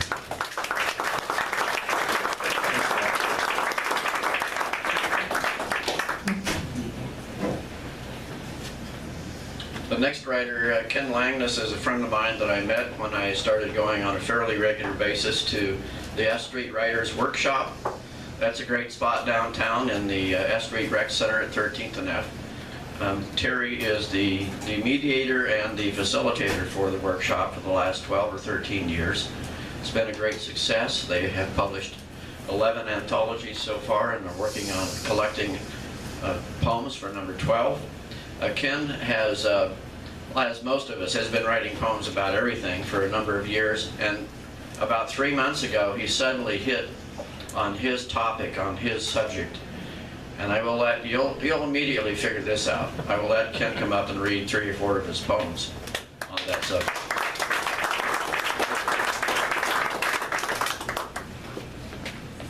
Hello.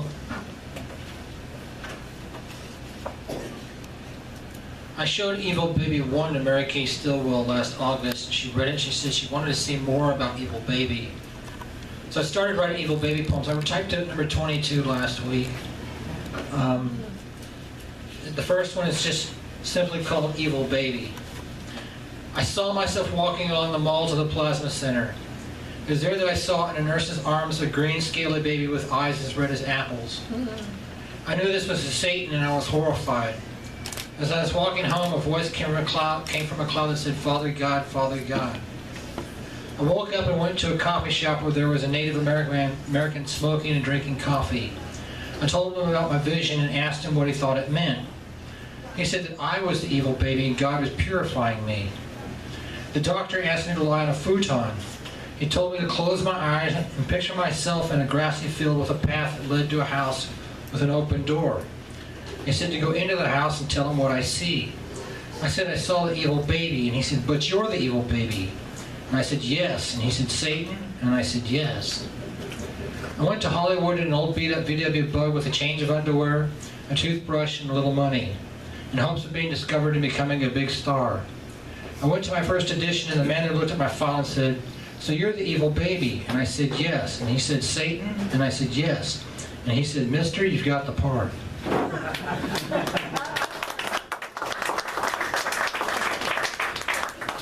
This is Evil Baby 2. I took a bus toward a Yellowstone Park. When I got there, the bison saw me and stampeded, just ran away. The man sitting next to me said, "Did you do that?" And I said, "Yes." The man said, "The bus driver told me you were the evil baby." And I said, "Yes." And he said, "Satan?" And I said, "Yes." And he said, "Try not to do that again." And I said, "I'll try my best." I took a jet to JFK Airport in New York and took a cab to Manhattan to see the tall buildings. I thought that because I was the evil baby that I was immortal. So I went to the top of my hotel and took a swan dive off the roof. When I landed, a crowd formed and I got up and dusted myself off, and a woman in the crowd shouted, "He's the evil baby." And a man said, "Yeah, he's Satan." And I said, "Yes," and I went to get something to eat.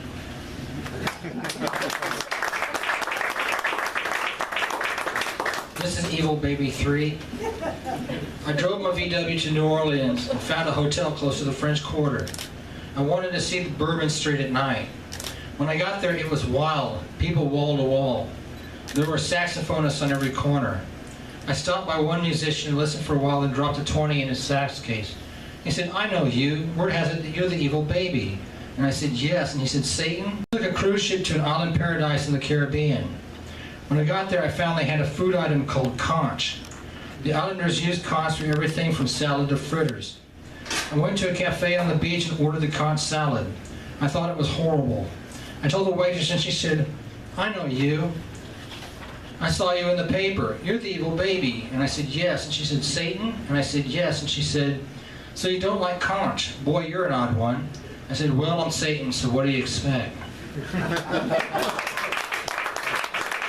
That's number 4. I went to Jazz in June in Lincoln, Nebraska and watched the concert. When the concert was over, I went up to the lead singer and told her I had a question. She said that her saxophonist saw me in New Orleans and said I was the evil baby. And I said, "Yes." And she said, "Satan?" And I said, "Yes." And she said, "What's your question?" And I said, "What do you do when you need to use the restroom in the middle of a set?" She said, "I never really thought about it."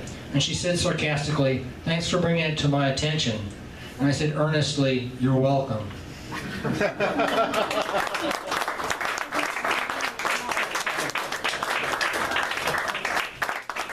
you.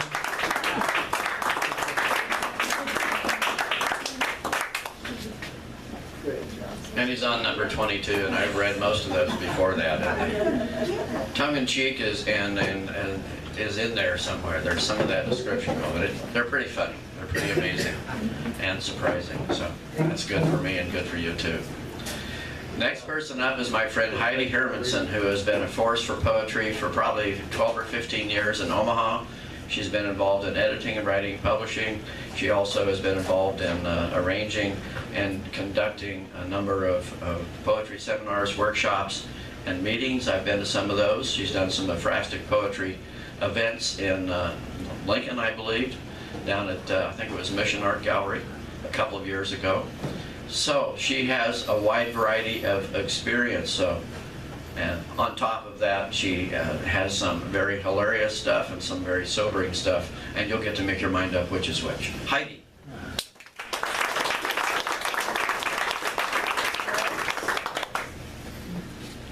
I'm just really heartened to see all these poetry fans here. This is great. So this is my first poem, is out of 36 Views of Omaha with the cover by Bill Hoover. And I love it. So it's 36 poems about Omaha. And this is called 6600 North. Okay. Right. I have my own mic mover. Wow. That's me, Mike Mover. Before the shootings and stabbings made it Omaha famous, we did not have enough of enough when we moved to Jizba Heights, our raised ranch on a dead-end nowhere land in front of a farmer's pasture. Eden lushed behind barbed wire. Beyond that, a cemetery, forest lawn, neither forest nor lawn. Always the shrill train call, insistent and lovely, breaking up the night and the day. Nothing ever bloomed here, no violets, black-eyed Susans, or reddest rose bushes in a desperate skein of green. No redbud rolling in the winds. No pretty moms in a row hanging up freshly laundered sheets neatly. Nothing flourished here, variety store, donut shop, boarded like shuttered eyes. Only waltz bar, faded cowboy sign, neon moving slowly back and forth like a loping horse. Chipped paint, off sale, package, flourished. Drunk on the dream, confident of the future, their vision as clear as the bells that rang out Sunday mornings. Folks signed up, bought into slick-pitched sales. My mom, single, fielded suitors. We went ahead and crowned ourselves the queens of nothing, fortified our castle, then watched it crumble, shoving the rug under the rug, while glassy-eyed neighbors laid sod, mowed lawns, distilled gossip. The new American dream had come, caution light, latchkey, emergency phone numbers. The houses still stand, stock still, shell-shocked, now filled with incessant church ladies, Mormons, meth heads, morning coffee, Sunday paper. Meanwhile, closed in, suffocated, desperate for relief, my mother cut her losses, ran. A cure for pain, the good life, everything eventually damaged.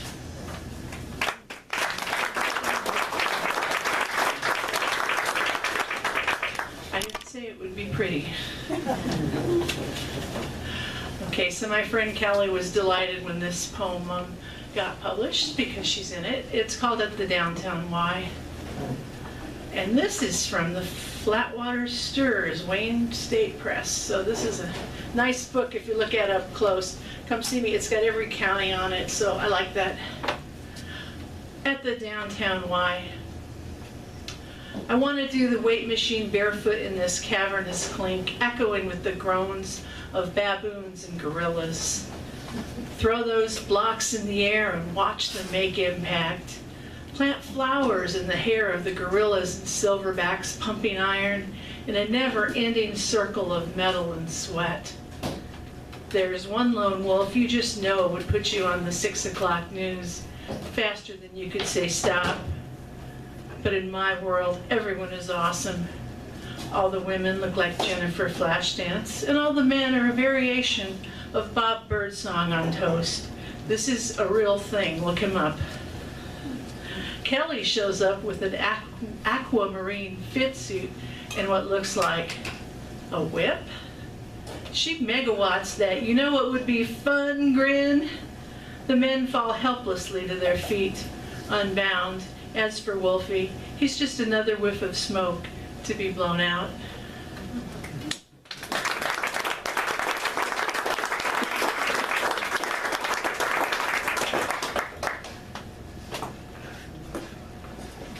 Thanks, Ivy. Next up is a friend of mine from the F Street Writers Group and also a consummate photographer around town. She just had an exhibit for the last month down at Indigo Bridge, and she will be also over at, I guess, the Noise Art Gallery in a month or two. And on top of that, she writes poetry, so that's multi-talented. Come on up, honey.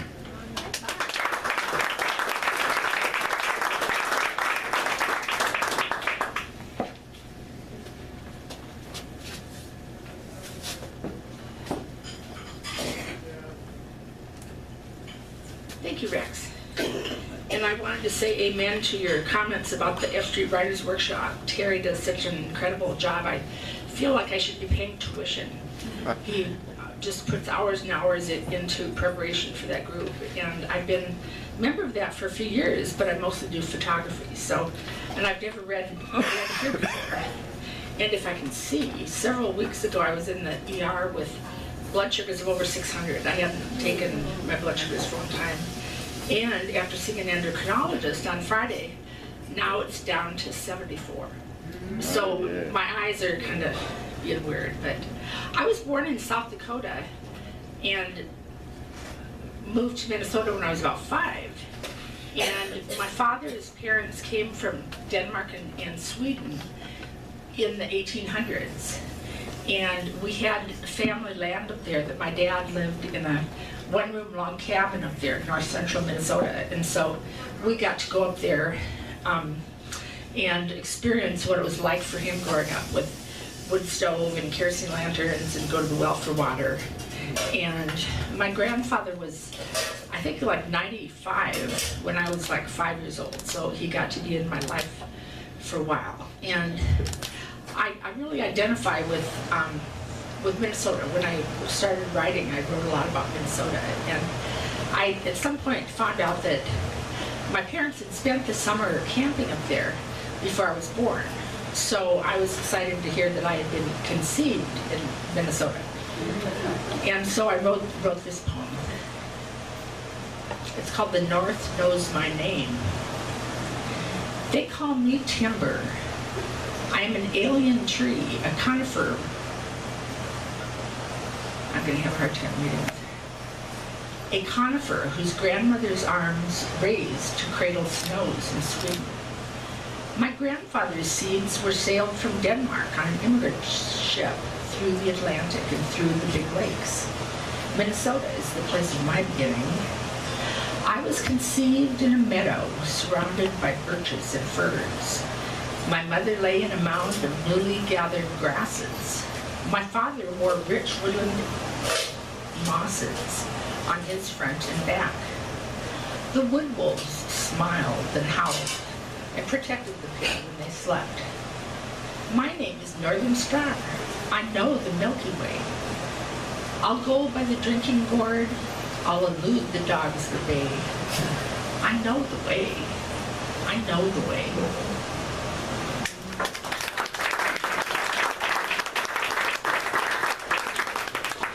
Greg Kuzma, I came late to UNL after being in another college for several years, and I ended up studying with Greg Kuzma. And a few years ago, I worked near the university, and he let me sit in on a class of his once more, and I wrote this sestina. It's called Ashes, Sparks, and Eternity. In this people-ridden city, I whine and whimper. I have just one tree from my forest transplanted. It bears new growth every spring and sparks remembrances of my land. I can drift to my place in the Northwoods, bury images of death, of mom and dad buried near a pine. A road by their graves winds between monument and field. Breezes drift through needles in the night in that tree. My small spruce is a young one, sparking kindling in my soul, that I can bear melancholy music I have since born. My cabin in the woods is forlorn, but berries still color my meadows with red. Sparks from skeletons of sumac, when lit, are winded toward sky from our fire through trees. Sumac flames, palette green, velvet blue. I drift back. Time dissolves, shadows drift. Forest fringes flicker. My sorrow is bared. So many who sat with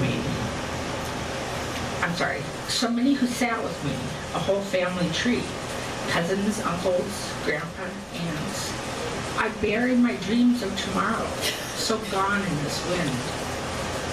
The flames sculpt split logs, tendrils bit, sparks aloft, ashes left. There's writhing of wood, sap sparks like a serpent, a spirit, a steed.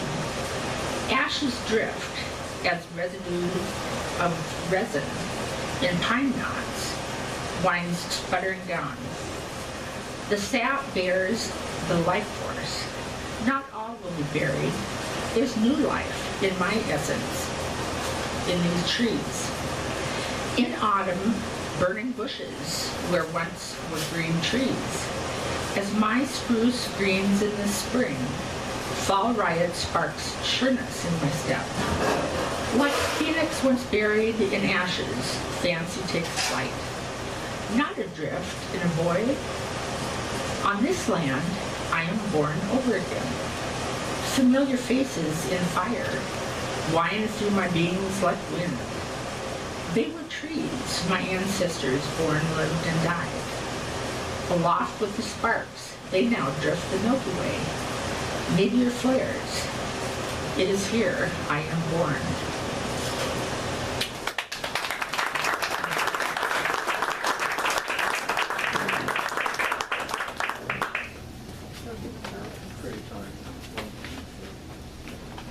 Thank you, Bonnie.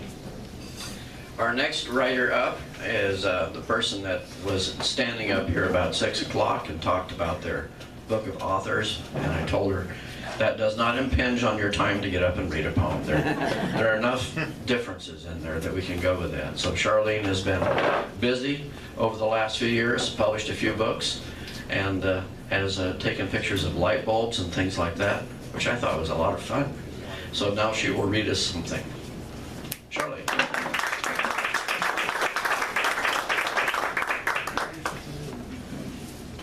Thank you, Rex. Thank you to Mojava. And thank you all for coming.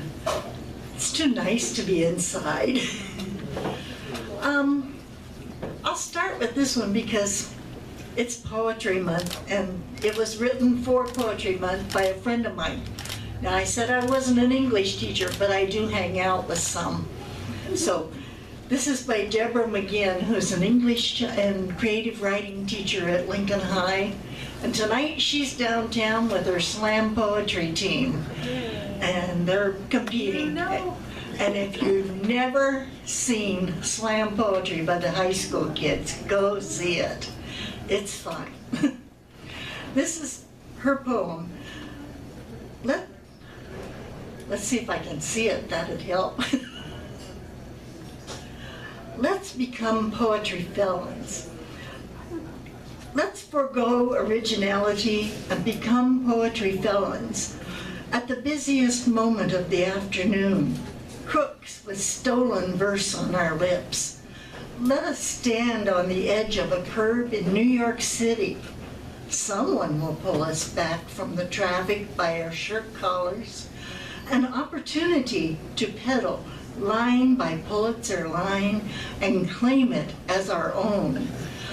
Do show up in black beret, black shoes, tight black jeans, or tongue piercings. Carrie found poetry in a briefcase, learned to crack it open, snap it closed when the police clinked by. Know your excuses. Look, man, I only stole the syntax and left her verb and pronoun out. I learned metaphorical thievery at a writing conference in Nebraska. Say Nebraska in New York City. Cops let you go just by your admiring you were there, by your admitting you were there. Bask in the honor of winner for a moment. You might be mistaken for Billy Collins or Nikki Giovanni. We do not have to walk on our knees 1,000 miles to the metro, repenting.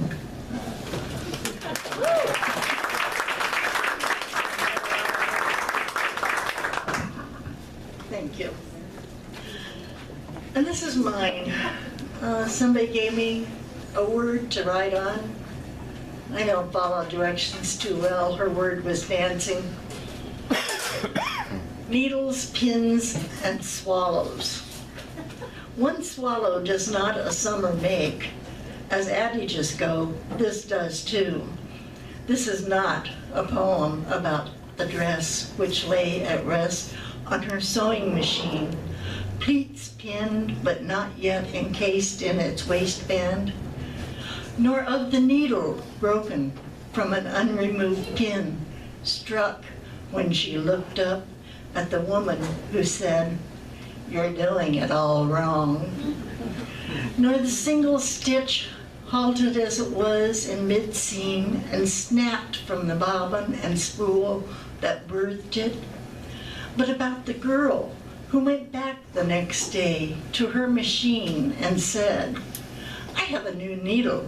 Together we can do this." The brave new needle stitched its neat row as the girl pulled each pin and the dress slid off the machine, dancing away with the girl.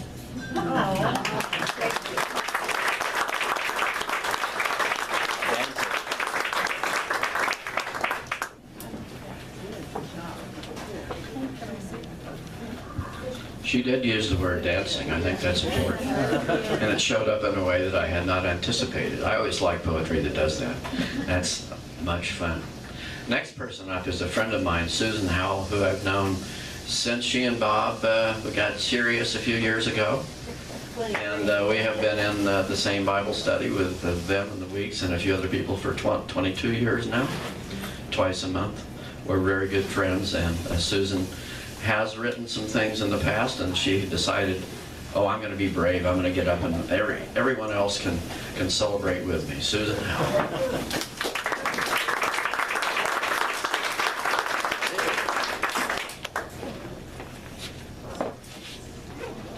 Good evening. I am really a neophyte. I've only done this once before. And this I wrote when they said, read something you've written. You know, don't read somebody else's poems. So this is called Nothing About Nothing. She said, read something you've written. My stomach lurched. My heart beat fast. In a word, I panicked. Something I've written? I'm not a writer. I'm a talker. I emerged from the womb talking. I don't spell well. Talking doesn't require good spelling. I'm a reader. I haven't read anything I've written. After the panic subsided, I thought, well, what shall I write? Shall I write about my childhood? No. Shall I write about my marriage? Kind of boring. It's too good to be true. Shall I write about my friends? Not without their permission. Shall I write about my life in Nebraska? A real yawner. What shall I write about? So many possibilities and nothing on paper. So I will write about not writing about anything. My heart is now beating at a normal rate. My deodorant did its job.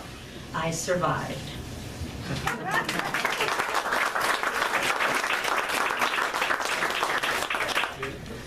This one I wrote after I had been to a poetry reading downtown. And I went home and I was kind of angry. And so I just put it down on paper, and I called this the conundrum. And this is how I felt after I got home from the reading. You can't be a poet if you're a Christian. Christians are rigid and unimaginative and judgmental. Christians cannot be creative because they blindly follow a dogma without a question.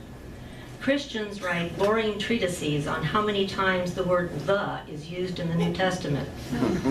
Christians write fluffy fiction with no gratuitous sex or violence or foul language. How can you have poetry or great literature without foul language or graphic violence or passionate sex? To be a poet, you must wear Birkenstocks and smoke dope, or at least pretend you do. You must put intellect above all and look down on those who are Christians. If you're a poet, it's okay to be a Buddhist or a Muslim or a Baha'i, but not a Christian. It's best to be atheist or agnostic. That is much more intellectual. You can't possibly be a Christian because you're a Democrat. Democrats are tree huggers and protesters and bleeding hearts. Everyone knows to be a good Christian, you have to be a Republican. Republicans believe all the right things, and Democrats are way too liberal. Democrats believe in equal rights and are not afraid of immigration. Democrats believe in taking care of others and do things like open soup kitchens and teach ESL classes. A good Christian converts people to Christianity by force if necessary. I can be a Christian, a Democrat, and a writer. I love all people from the tattooed to the pierced to the ones dressed all in black. I love all people regardless of their race or country of origin, not because of their race or country of origin. I may not understand it all, but I love them as God loves them, and He does. He loves them with agape love, a caring love. That's what I try to do. That doesn't mean I like everyone or want to hang out with everyone indiscriminately. I believe in God, the sanctity of life, and that we need to take care of the earth that God gave us. Stereotypes are dangerous in any setting. They discourage diversity and push people away. They stifle creativity. They are a type of discrimination. They keep us from acceptance and understanding. Let's keep stereotypes in the realm of ambidextrous secretaries.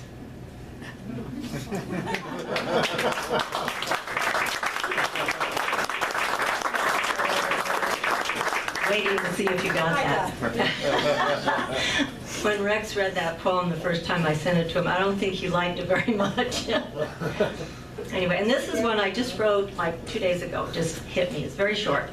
It's called March in Nebraska. The cold wind wiped the warmth of the sun from my cheek like a cold washcloth.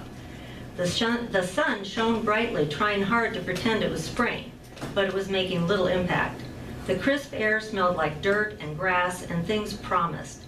Today winter and spring vie for dominance. Tomorrow spring will win. Hurry up tomorrow.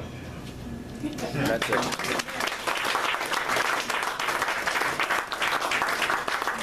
The snow tomorrow. Yeah. I know the weather changes so fast, your homes can't keep up, which is difficult.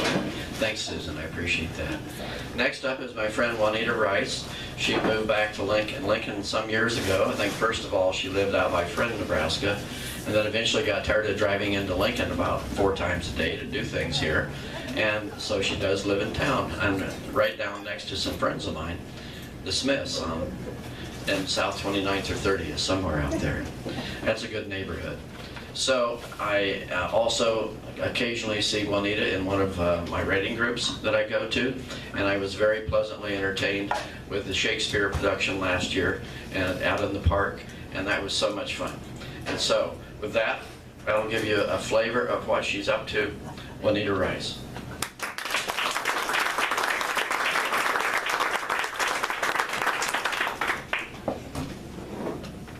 I'm not going to read a whole notebook worth, but I just wanted to say that I had to get a little political tonight, a voice for reproductive rights.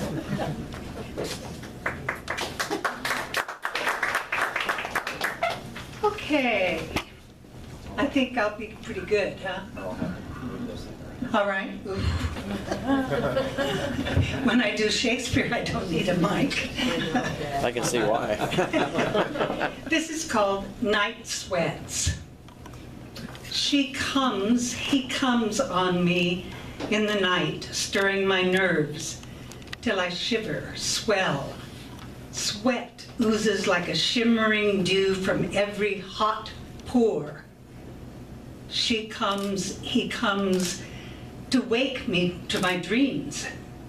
I glimpse the back of that parade of wings returning to the void from which they came. He comes on me before dawn. I hear sounds and tremors of night moving, trailing a sodden skirt. I used to hate these night sweats and their cause, age. But change comes, and with it gifts I'd long forgotten, self-love and loss of self, quiescence, tenderness, a tolerant pity, and sweating, broken sleep, disorder too, in order that I know I go where dreams go. I go where goes the broken night. We'll become dark and be dispersed by light. My pillow wet with tears, with sweat, with fever, the head will lie as dry as dust, all in good time.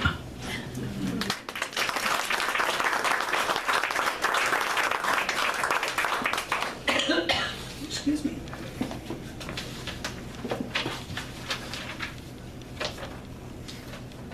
A sharp rap of knuckle on glass. The dog scrabbles through a lightless house, hoarse with barking. A flip of bed table light, and you are already moving, not fully awake.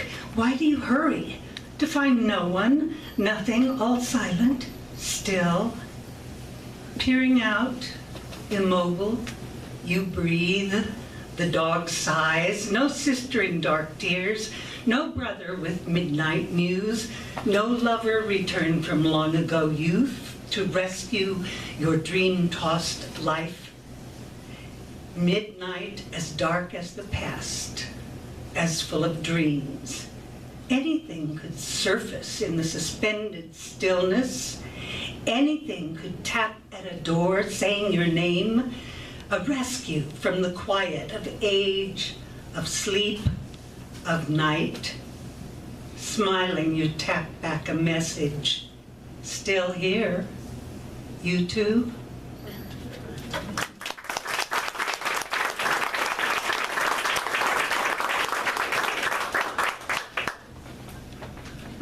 Thanks, Juanita. Juanita is one of 2 writers that I've booked so far for next month, and the other one will be Laura Madeline Wiseman, and I'll also call somebody else, someone that I think has a book coming out soon. I've talked to her before, so we'll see how that goes. That would be fun. And up next is a friend of mine who I ran into because of frequenting the Monday night open mic poetry down at Crescent Moon. And Tegan came in and read a few poems, and I was pretty much taken by the work and the writing, and really enjoyed the intensity and the sincerity involved with that. So she's here tonight to read 1 or 2 poems. Tegan.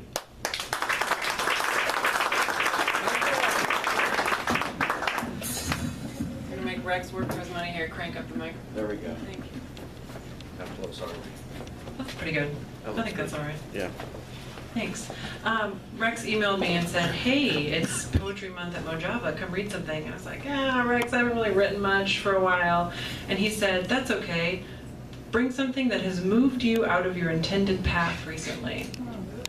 And getting emails from Rex is always like a little mini poem. So I brought something that I ran into this week. It's a poem by Mark Strand, and it's called Lines for Winter. Tell yourself, as it gets cold and gray falls from the air, that you will go on, walking, hearing the same tune, no matter where you find yourself. Inside the dome of dark, or under the cracking white of the moon's gaze in a valley of snow.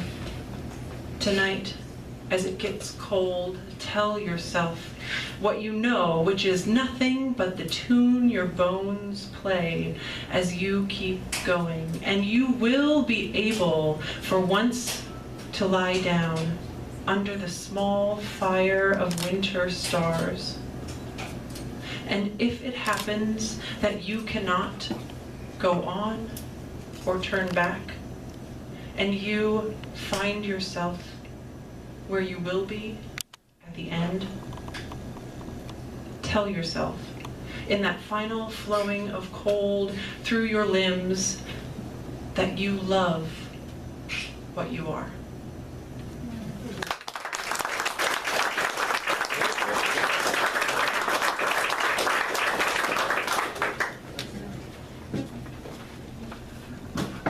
Thank you, Tegan. That does cause us to change lanes inadvertently. You know how that goes? You sneeze and suddenly realize you're driving on the median. Hopefully there's no one parked on the median. But there's a poem in there too, so it can be enjoyable if you don't hit anything solid. So we'll go with that. Next up and the last reader on the regular chain of events is Tom Franti. And after Tom reads, we're through our list, but we always do something here practically every time we meet, and acknowledge the fact that this is Bill Clefcorn's house. This is where he drank coffee for years with his friends. I think Bob mentioned Leon Satterfield and a number of people that spent time in there on the big table from 12 to 2 on Wednesdays and told probably improbable stories. Most stories that are good are slightly improbable. Otherwise, you know, it wouldn't be that interesting. So his words soak this place, and it's been a baptism of that marvelous baritone of his, and it has not ever gone away. So in tribute to that, we have Pastor Terrence Oberst, our Pastor Terry, give us a benediction poem from the big book, Bill Clefcorn's Swallowing the Soap. And so that'll be right after Tom. Tom's a friend of mine. He works over at East Campus. We eat lunch together about 2 or 3 times a month, something like that. Maybe 4, if I'm honest, something like that. I've been friends of Tom for a number of years in the area of poetry. He also has been active in music with the various groups around town, the traditional arts group. LAFTA, it's called, is Lincoln's Association for the Traditional Arts. Wonderful organization. Lots of people in town play with that. So, just, I guess to sum it up and to bring it up. Thanks, Tom. Really a happy night. It's great being together. And so you need to take this fuel and use it to move you through all those nights coming where it might be a little lonely or a little discordant, or you're not really willing to write something. Forget that. Find something instead to draw or read or play or line your peas up on the plate and not so current. Be kind of a medieval person. Try that for a change. Now we will have our benediction poem by Pastor Terry. He surprises me every month. Doesn't tell me what the poem is. There's too many to pick from. I can never guess. Pastor Terry.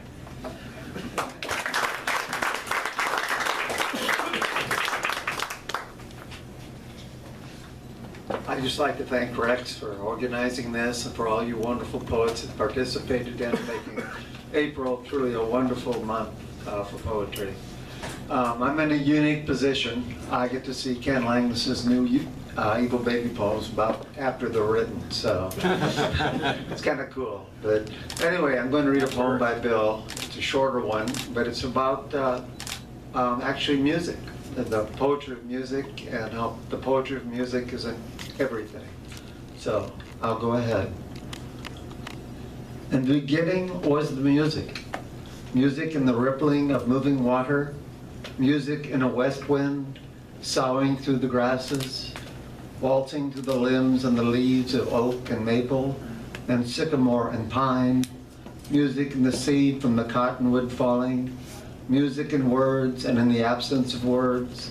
Music in the river of love. Music in the full moon rising. Music in the protest, in the harp string, in the fine and raucous melodies of birdsong. And music in the seasons, then their quaint, cantankerous schemes cannot stop circling. Because in the beginning was the music. Let there be music, music, and the world it so enlightens without end. Amen, amen. Thank you.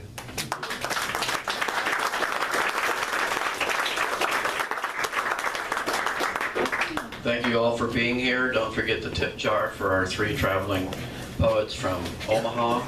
Be sure and tip your waitress and waiter up there. It's been a terrific night. Check your local bulletin. Go to poetrymenu.com, poetrymenu.com. What? Poetrymenu.com. That's the great place in Omaha to find out what is happening now. So thank you for being here. Have a good night. Thanks, Rex. Yeah, very good. Thanks. We don't get a chance to like. Nice to have kind of an open mic. Yeah, I saw a documentary on TV. I haven't read it. I want to.